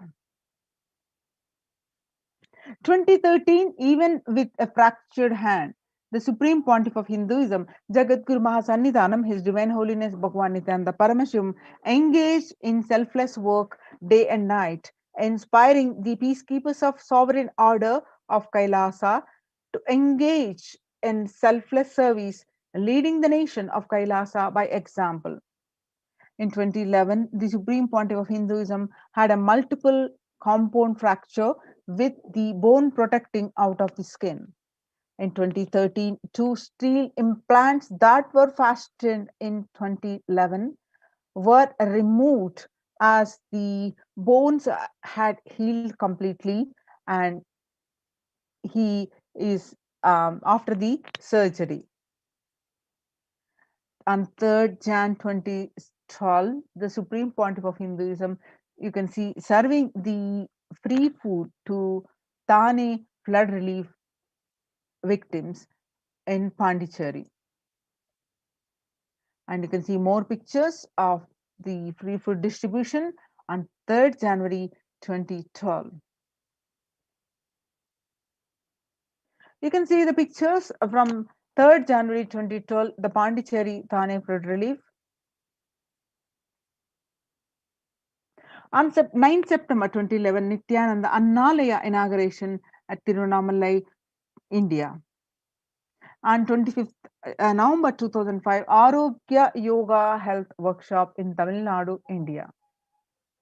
And you can see this picture on 12th December 2007, Nithyananda Spurana Meditation Workshop, Salem, India. You can see this picture, 20th September 2012, Nithyananda Spurana Meditation Workshop, Tirunamalai, India. 27 November 2012, the Kartikeya Deepam celebrations in Tirunamalai, India. On 10th May 2017, the Inner Awakening Meditation Workshop at Tirunamalai, India. And 10th April 2017, the Kalpataru Meditation Workshop, Tirunamalai, India. And you can see the food distribution happening as a Bandara feast served for respected spiritual leaders and Hindu monks. This picture is taken on 5th May 2016 and 20th April 2016 during the Kalpataru meditation workshop. The free food is served to lakhs of people. And you can see the picture on 11th March 2017, Arunachala Sarvagyapeetham, Tirunamalai, India, where the free distribution of food is happening. On 18th August 2019, at Tiruchangadu Sarvagnapeetam, India, the free Annadanam, the distribution of food, is happening. And you can see the pictures from 6th July 2019. Annadan distributed during Guru Purnima, the traditional celebration of Guru and Kailasa in Houston. You can see this blissful picture from 8 December 2016 during the program of Sadashivoham meditation workshop, where the Supreme Pontiff of Hinduism serving the free food to one and all. And you can see the Annadan service continues in the midst of the COVID-19 crisis. A picture is taken in Madurai, India on 30th May 2020. Proof of the necessity for Annadan, the Bengal famine of 1943. What I found in researching the Bengal famine was that Churchill did several things that greatly aggravated the death toll. India was being used extensively for the war effort. Indian resources, Indian soldiers, and Churchill repeatedly refused to acknowledge the fact that the extent to which India was used could lead to famine. Viceroy to India, Archibald Wavell, called the Bengal famine one of the greatest disasters to have befallen people under British rule, and said the reputational damage was incalculable. During one government discussion about famine relief, Secretary of State for India Leopold Amery recorded Mr. Churchill saying that any aid sent would be insufficient because Indians bred like rabbits.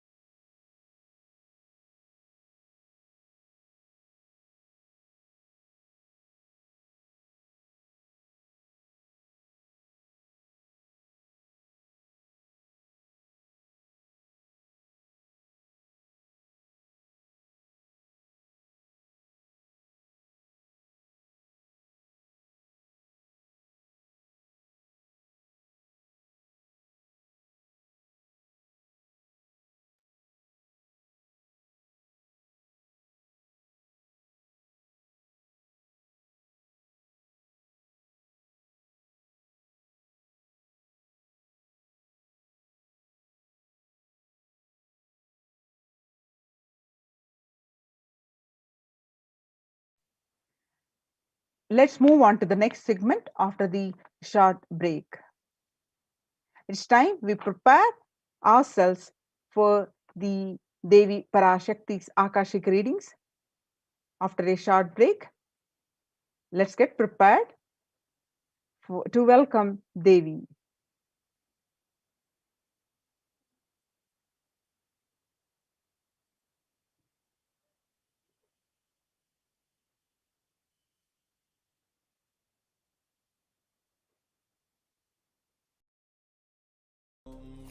Nithyananda Paramashivoham. Om Nithyananda Paramashivoham.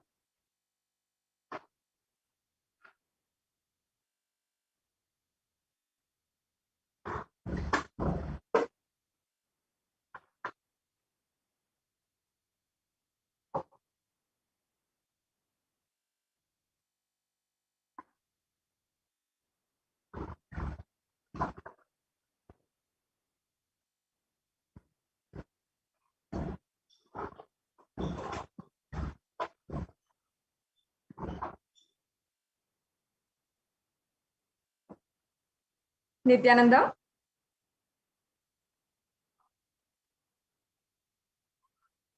Yes, Nithyanandam, welcome back to all of the viewers. Let us now enter into the science of BHAVASAMADHI Darshan and understanding the science of BHAVASAMADHI Darshan and getting ready for the live darshan of Devi Parashakti herself. Yes, let's go on. Now, when Bhagavan Sri Krishna once saw his own extraordinary sweetness reflected in the jewel wall, he was amazed and he said, "How unprecedented and astonishing is this deep and indescribable sweetness of mine. Alas, when I see it, even I become greedy to enjoy its sweetness, just like Radhika. When I see my own sweetness in the mirror, I become eager to taste it, but I can't. After due consideration, I find the only way to relish the sweetness is through the constitution of Sri Radhika." This is from the Chaitanya Charitamrita. Now, the BHAVASAMADHI Darshan is the science of the Nijavatar manifesting Paramashiva, the consciousness. Formless expresses the being of Paramashiva through Divya Sarira and manifests as Nijavatara, the physical form, for us to experience Paramashiva. And let us now chant the pramana for the darshan and diksha from the Guru. Om Khatana Shakti Padhatva Yadva Padavalokanat Prasadhat Swaguroho Samyak Prapyate Paramam Padam.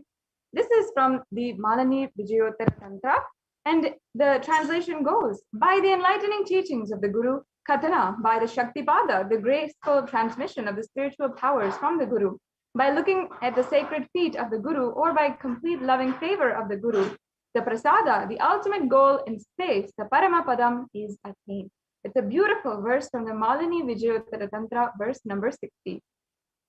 And Devi Parashakti expresses through the being of Rajarajeshwari, manifests as the Nijavatara, the physical form, Devi Meenakshi, as you can see here. And Bhagavan Paramashiva expresses through the being of Subramanya and manifests as the Nijavatara, the physical form, through Bhagavan Muruga. And Bhagavan Paramashiva expresses the being of Arunagiri Yogeshwara and manifests as the Nijavatara, the physical form, the supreme pontiff of Hinduism, Jagat Guru Mahasanidanam, His Divine Holiness, Bhagavan Nithyananda Paramashivam. And as you can see here, Bhagavan Parandhama expresses the being of Mahavishnu and manifests as Nijavatara, the physical form, Bhagavan Venkateshwara. The Arshavatar reflects the consciousness and manifestation of the superconscious energy, but human beings are not mature enough to receive the higher level experiences from the Arshavatar directly. The avatar, the physical embodied form, comes down to bridge the gap and create experience of superconsciousness in all of us. When we have the BHAVASAMADHI Darshan of the Nijavatar manifesting beings of various dimensions of Paramashiva, the auspicious components and powerfulness of those dimensions of Paramashiva are awakened in us. And the dimension of Paramashiva manifesting in the Nijavatara, for us to experience the same, is what we call the BHAVASAMADHI Darshan.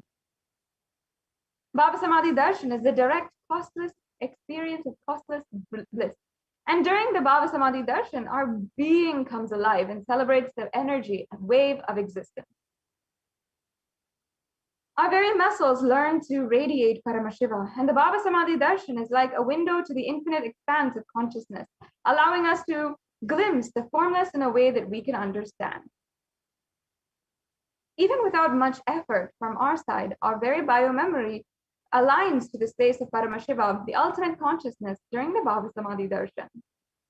And to have a glimpse of, or even have the darshan of the avatar, it means lifetimes of karmas breaking and creates a deep and lasting transformation inside of us. And now, what is the very space that we can experience BHAVASAMADHI Darshan? It is gratitude. Gratitude enables the reflection of the consciousness on all levels, physical, physiological, and ultimately conscious level. And the darshan meditation as a preparation helps us fall into space of gratitude. And it is during that time we drop conscious resolution, the satya sankalpa of anything we want or need in life, and be ready to reflect the consciousness of Paramashiva. That is all you need in order to manifest the best for your life and the lives of people around you. Now, the right context to hold here is, I know you are the source of everything. You are everything, and you are the embodied form of the Supreme Pontiff of Hinduism, and you are in this body, my body. You are the source for both. Let me connect with you. Let you reveal yourself to me, and let me be in the BHAVASAMADHI of you. Now, let us take a few minutes and set up for the Panchopachara Puja. The next segment, we will be getting ready for the very presence of Devi Parashakti herself.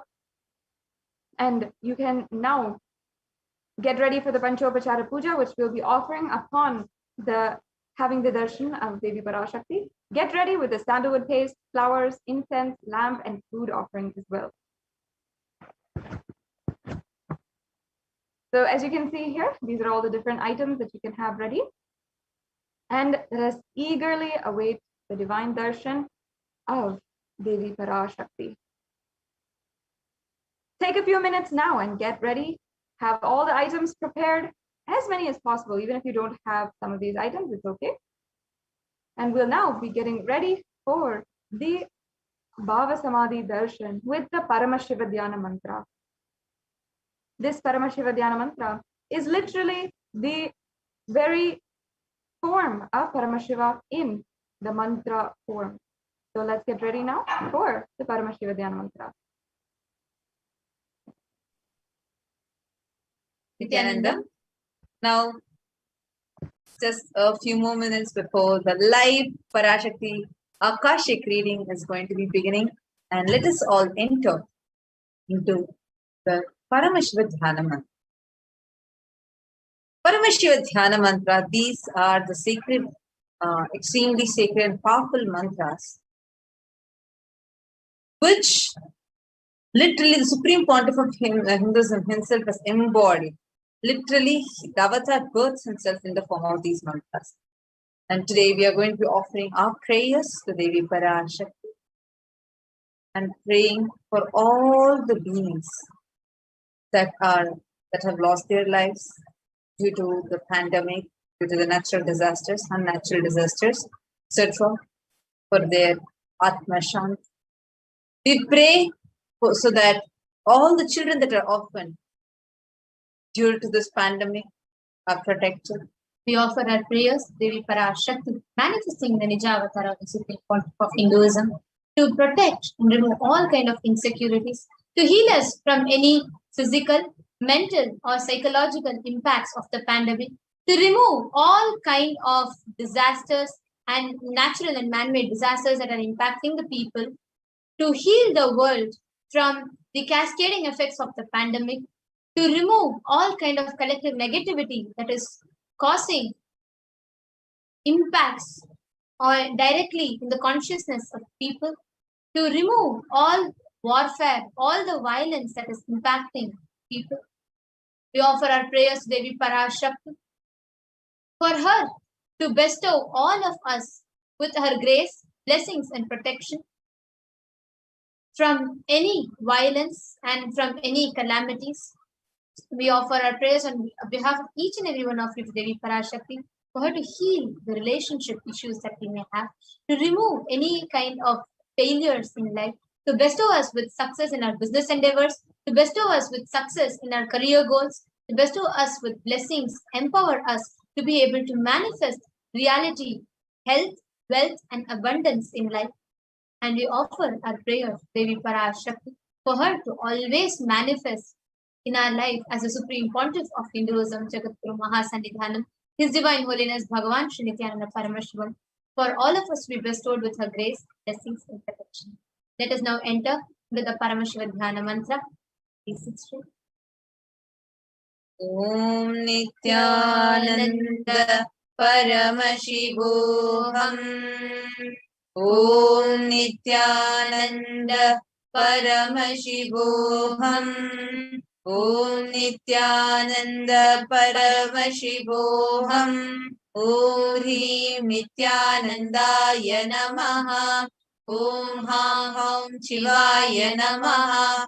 Om Nithyanandam Paramasukadam Kevalam Jnanamurtim द्वन्द्वातीतं गगनसदृशं तत्त्वमस्यादिलक्ष्यम् एकं नित्यं विमलमचलं सर्वधी साक्षिभूतम् भावातीतं त्रिगुणरहितं सद्गुरुं तं Namami. I surrender to that Sadguru who is the eternal bliss, the bestower of supreme happiness, the one who is embodiment of wisdom, who is beyond duality, omnipresent, to whom the supreme goal is giving enlightenment experience, who is eternal, pure and unshakable, who is the silent spectator of all thought processes, who is beyond emotions, who is without the three qualities called sattva, rajas and tamas. Can you take the conscious resolution of the presence of the avatar? The power of Sankalpa itself will deliver the experience and manifest your reality. Om Mamopata Samasta Duridakshaya Dwara Bhagavatshe Nithyananda Paramashiva Prityatam. I am making this conscious resolution today for destroying all my karmas and sins, and in order to please Bhagavan Shri Nithyananda Paramashivam. Asya Devadevasya Mahadevasya Bilandakoti Brahmandanayakasya. Who is the Lord of all gods? Who is the greatest of gods? Who is the Lord of universes and multiverses? Who is the Lord of the cosmos? Sakala Jagat Srishti Sthiti Samhara Tiro Bhava Anugraha Ke Panchakritya Parayanasya. The one who does the cosmic actions of creation, sustenance, rejuvenation, pulling out of delusion and liberation. Adimadhyantaranitasya Prameya Parakramasya Tattvartha Gocharasya. The one who is the beginning, middle and end. The one who is immeasurable. Akarokaram akaratmaka pranavatmakasya vrishabharudhasya mahadevasya कामिकादिवातुलान्त महातन्त्राख्य शैवागमस्वरूपस्य शुद्धनिगमागमस्वरूपस्य शुद्धाद्वैतशैवस्वरूपस्य नित्यानन्दपदस्तस्य नित्यानन्दस्वरूपस्य शुद्धसच्चिदानन्दविग्रहस्य रूपातीतस्य सकलनिष्कलस्वरूपस्य नित्यनिरञ्जन निरामय निर्विकार अखण्डादिविशेषणस्य Shri Nithyanandeshwari Parashakti Sameta Shri Nithyanandeshwara Paramashivasya Shri Nithyanandeshwari Parashakti Sameta Shri Nithyanandeshwara Paramashiva Avatara Bhutasya Sarvadeva Devi Swarupasya Bhagavataha Shri Nithyananda Paramashivasya Cha Prityatham Shubhe Shobhane Muhurte Adya Brahmanaha Dvitiya Parade Shri Shretavaraha Kalpe Vaivasatamanvantare Ashtavinshaditame Nitya Yuge Pratame Pade Jambu Deepe Bharatavarshe Bharatakande Meroho Dakshine Parshve Shakabde Asmin Vartamane Vyavaharike Prabhavadinam Shashyaha Samvatsaranam Madhye Sharvarinam Shubhanam Samvatsare Shubhayane Shubharitau Shubhamase Shubhapakshe Shubhaditau Shubhavasarayuktayam Shubhanakshatra Shubhayoga Shubhakarana Evam Guna Visheshana Vishishtayam Asyam Shubhaditau Shri Kailasa. During this auspicious time, during the second half of the lifetime of Lord Brahma, during the Kalpa called Shvetavaraha, during the regime of Vaivasata Manu, during the first quarter of the Yuga called Nitya Yuga, in the island called Jambu, in the continent called Bharatavarsha, the Indian subcontinent called Bharatakhanda, the southern side of Mount Meru in the Shaka era, during the auspicious year, which is one of the set of 60 years, which is in practice of which Prabhava is the first year, in the auspicious Ayana, in the auspicious season, in the auspicious month, in the auspicious Paksha, in the auspicious Tithi, on the auspicious day, during the auspicious Nakshatra, auspicious Yoga and auspicious Karana, during such an auspicious moment, Adi Kailase, Kalpavrikshasya Nithyanandanagare Smrita Smritanam Muktidayake Mahakshetre. Now, we request all the participants, whether you are offering this for yourself or for someone else. If you are offering this for a male, kindly chant the male names now. Namadheyasya. Now, we request all the female participants, whether it is for whether you're offering for yourself or for someone else. But if you're offering for any female member, please chant their names now. नाम्न्याः च यजमानानामावयोः सह कुटुम्बानां बन्धुवर्गाणां दायादिवर्गाणां मित्रवर्गाणां सोदरवर्गाणां समेषाम्. Always let there be all types of good and auspiciousness.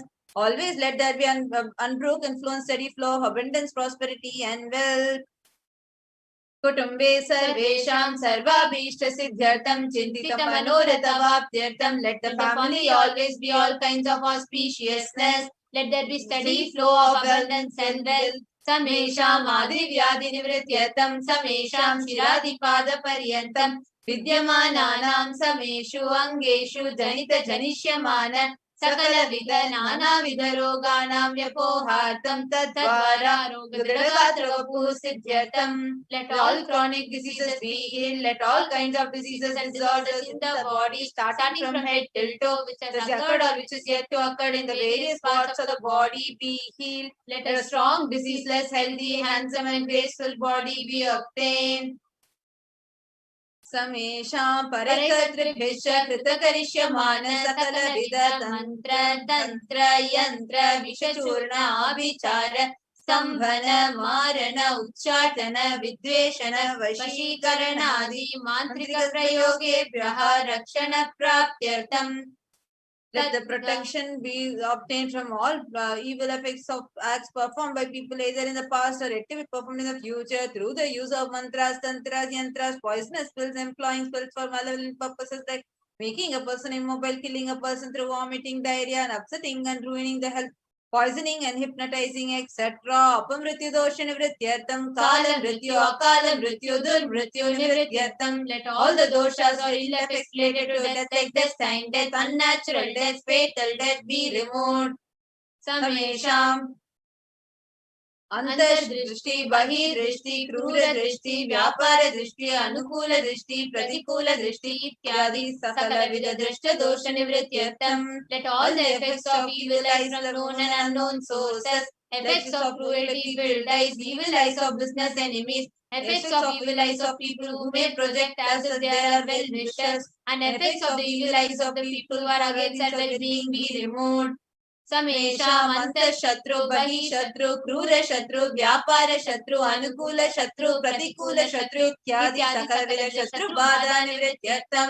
Let all the effects of inner enemies and outer enemies, fierce enemies, business enemies, enemies who project themselves as good, enemies who work against our well-being be removed. अनादि अविद्यावासनै समेषां मातृशापादि सकलविध शापानां व्यपोहनार्थम्. Let the effects of all curses right from the mother be removed. अनादि अविद्यावासनया प्रवर्तमाने अस्मिन् महति संसार चक्रे विचित्राभिः कर्मगतिभिः विचित्रासु योनिषु पुनः पुनः अनेकधा जनित्वा. From time immemorial, due to ignorance, we get caught in the vast cycle of birth and death. Due to the effects of our actions, we take birth again and again in various bodies, which is quite strange. केनापि पुण्यकर्म विशेषेण भगवतः श्री नित्यानंद परमशिवस्य परिविष्टया कृपया इदानीन्तन मनुष्य जन्म प्राप्तवताम्. Yet due to some good action with extreme and immeasurable compassion and grace of Bhagavan Shri Nithyananda Paramashivam, we have been blessed with a human body. समेषाम् इह जन्मनि पूर्वजन्मनि जन्म जन्मान्तरेषु सर्वैः कृतानां शिव निन्दा देवी निन्दा गुरु निन्दा दोष व्यपोहार्थं शिवापराध देव्यपराध गुर्वपराध दोष व्यपोहार्थं. Any kind of abuse we may have and guru in the present birth, past birth, or in any of the births be removed.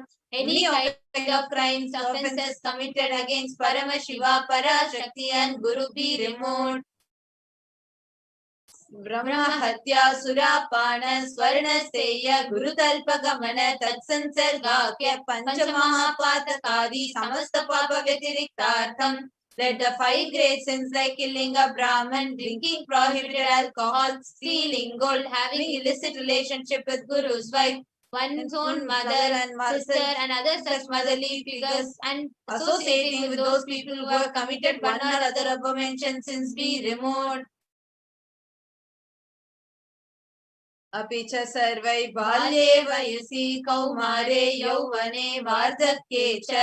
Let all the karmic effects of actions done as a child, adolescent, youth, and as an old age person, Jagrat, Swapna, Sushupti, Avastasu. Let all the karmic effects of the action done in wakeful, dream, or deep sleep state, Karmendriya Jnanendriya Vyaparaihi, Sambhavitanam, let all the sins done through Karmendriyas, that is the 5 organs which perform action like speech, hands, feet, excreting and reproductive organs, and Jnanendriyas, that is the 5 organs which receive information like ears, eyes, nose, tongue, and skin. Rahasyakritanam, Prakashakritanam, Atipatakanam, Upapatakanam, Sankalikarananam, Malinikarananam, Apatrikarananam, Jati Bhramshakanam, Prakirnitanam, Evam Navanam, Navavidhanam, Bahunam, Bahuvidhanam, Sarvesham, Papanam, Satyaha. Let the sins which were done openly or secretly, the greatest of the great sins, minor of the minor sins, multiple sins, sins like raping a woman, unjustifiable sins, sin of destroying the caste system, narrow-minded sins, such 9 types of sins, and more sins and more types of sins be removed immediately and instantly. अपनोदन द्वारा समस्त मंगलवाप्यर्थम शिव भक्ति देवी भक्ति गुरु भक्ति सिद्ध्यर्थम परमशिवत्व परमशिव श्रुति परमशिव शक्ति सिद्ध्यर्थम. Through the removal of sins, let us be showered with all auspiciousness. Let Paramashiva Bhakti, Devi Bhakti, and Guru Bhakti be obtained. Let the state of Paramashiva, states of Paramashiva, powers of Paramashiva be obtained.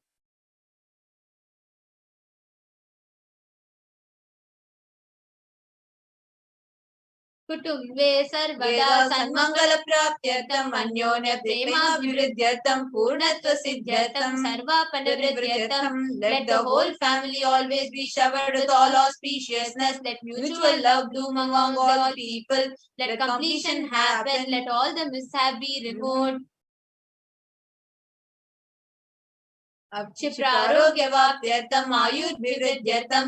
Let healthy body be obtained instantly and immediately. Let longevity be bestowed. व्यापारे उद्योगे च सर्वजन वशीकरणार्थम तद्वारा उन्नतोन्नत स्थान प्राप्त्यर्थम. Let your charisma impress everyone in business and job, and through that let you attain the best of the best positions.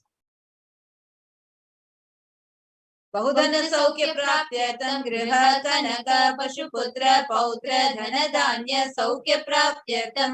Let extremely wealthy and happy life happen. Let various wealth be showered in form of house, gold, cattle, children, grandchildren, money, grains, and all the other comforts related to worldly life. आदित्यादीनां नवानां ग्रहाणां दोषपीडा निवारणार्थं आदित्यादीनां नवानां Anukulyata siddhartham. Let all the malefic effects of the 9 planets be removed. Let the auspiciousness be bestowed by the grace of all the 9 planets. भूम्यन्तरिक्षे विद्यमान भूत प्रेत पिशाच राक्षस ब्रह्म राक्षस वेताल कुष्मांड डाकिनी शाकिनी इत्यादि सर्वारिष्ट निवारणार्थम. Let all the evil effects that cause calamities on planet Earth, the evil effects of various demonic beings like Bhuta, Preta, dead people, Vishacha, demon, Rakshasa, Brahma Rakshasa, Vetala, ghost, Kushmanda, class of demons, Dakini, little devil, Shakini, kind of female demon be removed. मनोव्याकुलता निवारणार्थम. Let the mental confusion and worry be removed. प्रारब्धे कर्मणि करिष्यमाणे कर्मणि आदिदैविक आदिभौतिक आध्यात्मिक विघ्न निवारणार्थम. Let all obstacles be removed with regards to actions done or going to be done relating to God, world, and spirituality. समस्त ऋण निवारणार्थं धनलक्ष्मी धान्यलक्ष्मी संतानलक्ष्मी सौभाग्यलक्ष्मी विद्यालक्ष्मी वीरलक्ष्मी शौर्यलक्ष्मी विजयलक्ष्मी इत्यादि अष्टलक्ष्मी परिपूर्ण कृपा कटाक्ष सिद्ध्यर्थं let all the loans be removed, let all the Ashtalakshmis like Dhanalakshmi, wealth, Dhanya-Lakshmi, food and grains, Santan-Lakshmi, offspring, Saubhagya-Lakshmi, fortune, Vidya-Lakshmi, knowledge, Shaurya-Lakshmi, bravery, Veera-Lakshmi, heroism, Vijay-Lakshmi, success be showered, Parikshaasu, Unnata-sthane, Vijaya-praptyartham, Sarva-vidya parangata siddhyartham, Medha-shakti, Grahana-shakti, Abhivridyartham, let the top rank be obtained in the examination, let all the excellence be acquired in all the fields of knowledge, let the memory, power, understanding, ability be increased. Shri Kailasa Nadadvada Shanta Shyamala Pita Rudha Shri Meenakshi Sundareshwara Bhinna Swarupa Parashiva Putra Ratna Kumara.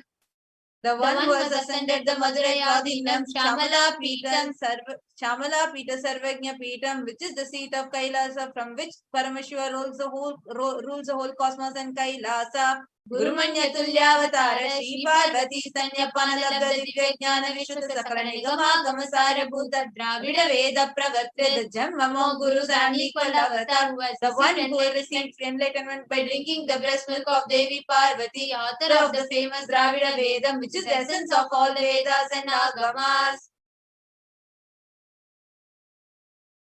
श्रीमत् Paramshiva करुणा समधिगत मुक्ताम चित्रशयान गीयमान छत्र चामर श्री चिन्नकाहलादि समस्त बिरदावल्य अलंकृत ज्ञान विज्ञान चक्रवर्ती the one adorned by the quadrangular palanquin made of pearl received by the grace of Paramashiva, adorned by musical instruments, umbrella, chamaram, the sacred symbols of worship, etc., adorned by the hymns of praises, the one who has won the whole world by his enlightenment and the signs of enlightenment and been accepted by all the kings of as supreme ruler. Sarvajana Sangha Sadhyo Nirvana Diksha Vyapavarga Varsha Vishrana Jimuta Parvata Kalapa Kesari. The shower of Videha Mukti, an immutable state of enlightenment immediately by Nirvana Diksha to all people. The one who creates this protecting leader, the roaring lion and trumpeting elephant for all the other religions.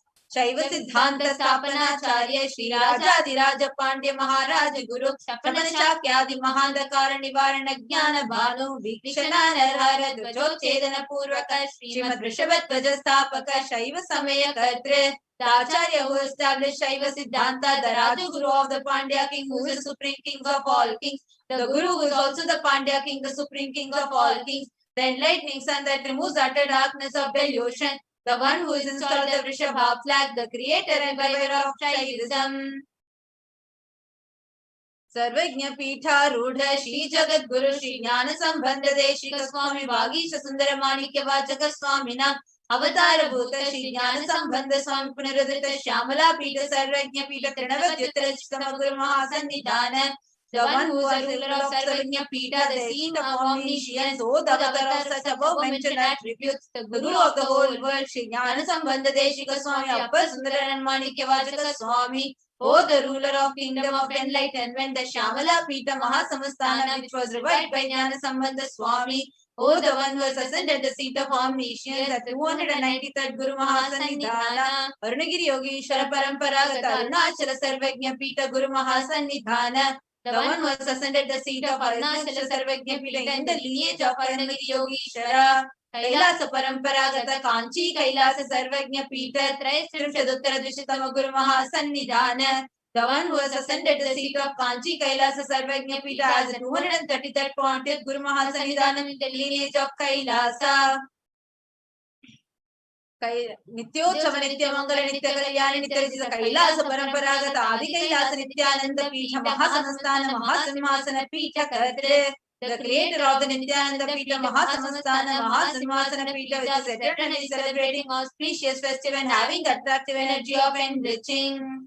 Kailasa Paramparagata Vaivasvatamanichva Harishchandra Bhagirata Sri Ramachandra Shurasena Ityadi Anavachinna Sarvabhauma Chakravati Paramparagata Chatushashti Yogini Mandita Chatushashti Sampradaya Pravartaka Manudharma Shasana Surya Vamsha Prapta Sarvajna Pita Surangi Samraja Murda Abhishikta Chudamani Sakshashi Paramashiva Samudbhuta Kapila Mahaguru Punaruddhrita Mahanirvani Pita Ashtotara Sahasra Shri Mahamandaleshwara the 1008 Sri Mahamandaleshwar of Mahanirvani Pita, established by Bhagavan Paramashiva himself and revived by sage Kapila, Sakshat Shri Paramashiva Simhasana Abhishekta Samasta Gananayaka, Shri Mahaganapati Samarambha Navachinna Pitadishwara, Guru Parampara Prapta Atala Pita Ashtotara Sahasratam Ashtotara Sahasra Shri Atala Pitadishwara, the 1008 Shri Atala Pitadishwara of Atala Pita, which has unbroken lineage and starting from Mahaganapati, who was coronated by Bhagavan Paramashiva himself, Dharma Mukti Swarga Pura Swarna Pita Trayo Vimsha Guru Mahasannidhana, the 23rd Guru Mahasannidhana of Dharma Mukti Swarga Pura Swarna Pita, Kailasa Paramparagata Adipita Sarvagnya Pita Jagat Guru of Adipita Sarvagnya Pita in the lineage of Kailasa, Shri Kailasa Punarudharaka, Shri Kailasa Paramacharya, Srimat Paramahamsa Parivrajakacarya, Sachidananda Pranava Swarupa Shrotriya Brahmanishta, Srimat Jagat Guru, Shri Bhagavat Shri Nithyananda Paramashiva Shri Jnana Sambandha Deshika Paramacharya Swaminam Prityartham, who is in the state of Paramahamsa, the Acharya of all sannyasis and parivrajakas, the embodiment of the pure truth, consciousness and bliss, the embodiment of sacred syllable Om, the knower of the Vedas, the one established in super consciousness, Tesham Padaravindayoho Bhakti Siddhartham, Guru Kripa Kataksha Siddhartham, Kshema Stairya Virya Vijayura Roga Aishwaryana Abhividyartham, Dharmartha Kama Moksha Sridha Pala Purushartha Siddhartham, Samastamasuridopashantyartham, Samasta Mangalavaptyartham, Bhagavat Shri Nithyananda Paramashiva Prasadena, Sakutumbasya Jnana Vairagya Jivan Mukti Praptyartham Cha, Shri Nithyanandeshwari Parashakti Sameta, Shri Nithyanandeshwara Paramashiva Avatara Bhuta, Shri Sarvadeva Devi Swarupasya Bhagavataha Shri Nithyananda Paramashivasya Jnana Shodasopachara Sarvopachara Archana Radhana Pujam Pratanam Karishye. Om Ananda Gandha Nilayaya Namaha, Om Bhavaroga Veshajaya Namaha, Om Kalpatarave Namaha, Om Shiva Shaktya, Om Pashupataye Namaha, Om Pasha Vimochakaya Namaha, Om Iksita Paladayakaya Namaha, Om Bhagya Vritti Parivartakaya Namaha, Om Adi Vyadhi Vinashakaya Namaha, Om Samasta Kalyana Gunanvitaya Namaha, Om Vidari Purishaya Namaha, Om Shri Kailasapataye Namaha, Om Shiva Shaktaikya Swarupaya Namaha, Om Hri Nithyanandaya Namaha, Om Ham Ham Shivaya Namaha, Om Shri Nithyanandeshwari Parashakti Sameta Shri Nithyanandeshwara Paramashivaya Namaha, Om Shri Nithyanandeshwari Parashakti Sameta Shri Nithyanandeshwara Paramashiva Avatara Bhuta Sarvadeva Devi Swarupaya Shrila Shri Bhagavat Shri Nithyananda Paramashiva Shri Jnana Sambandha Deshika Paramacharya Swamine Namaha. Om Nithyanandam. The same space of gratitude and devotion. Let us all please get ready to receive darshan of Devi Parashakti. Please sit straight with your head, neck and spine in a straight line. Center your awareness in your Ananda Gandha, remembering Devi Parashakti, your heart center. Let your whole inner space be filled with the meditative state of gratitude as all of us reverberate with the chants of Mahava. Nithyananda Paramashivoham. Om Nithyananda Paramashivoham. Om Nithyananda Paramashivoham. Seated, same meditative space, ready to see them. Devi Parashakti, the divine cosmic mother herself, is coming down to praise and protect all of us. Be same receptive space, ready to receive the divine cosmic. Chant the Mahavard.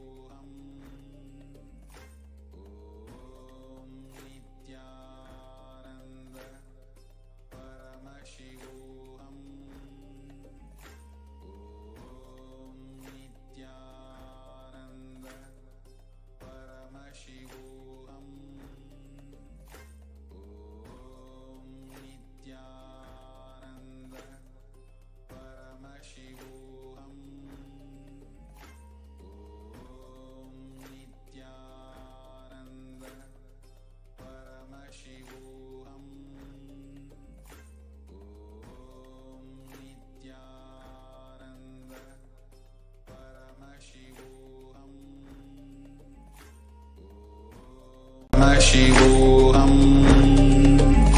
Om Nithyananda Paramashivoham. Om Nithyananda Paramashivoham. Om Nithyananda Paramashivoham. Om Nithyananda Paramashivoham. Om Nithyananda Paramashivoham. Om Nithyananda Paramashivoham. Om Nithyananda Paramashivoham. Om Nithyananda Paramashivoham. Om Nithyananda Paramashivoham. Om Nithyananda Paramashivoham. Om Nithyananda Paramashivoham.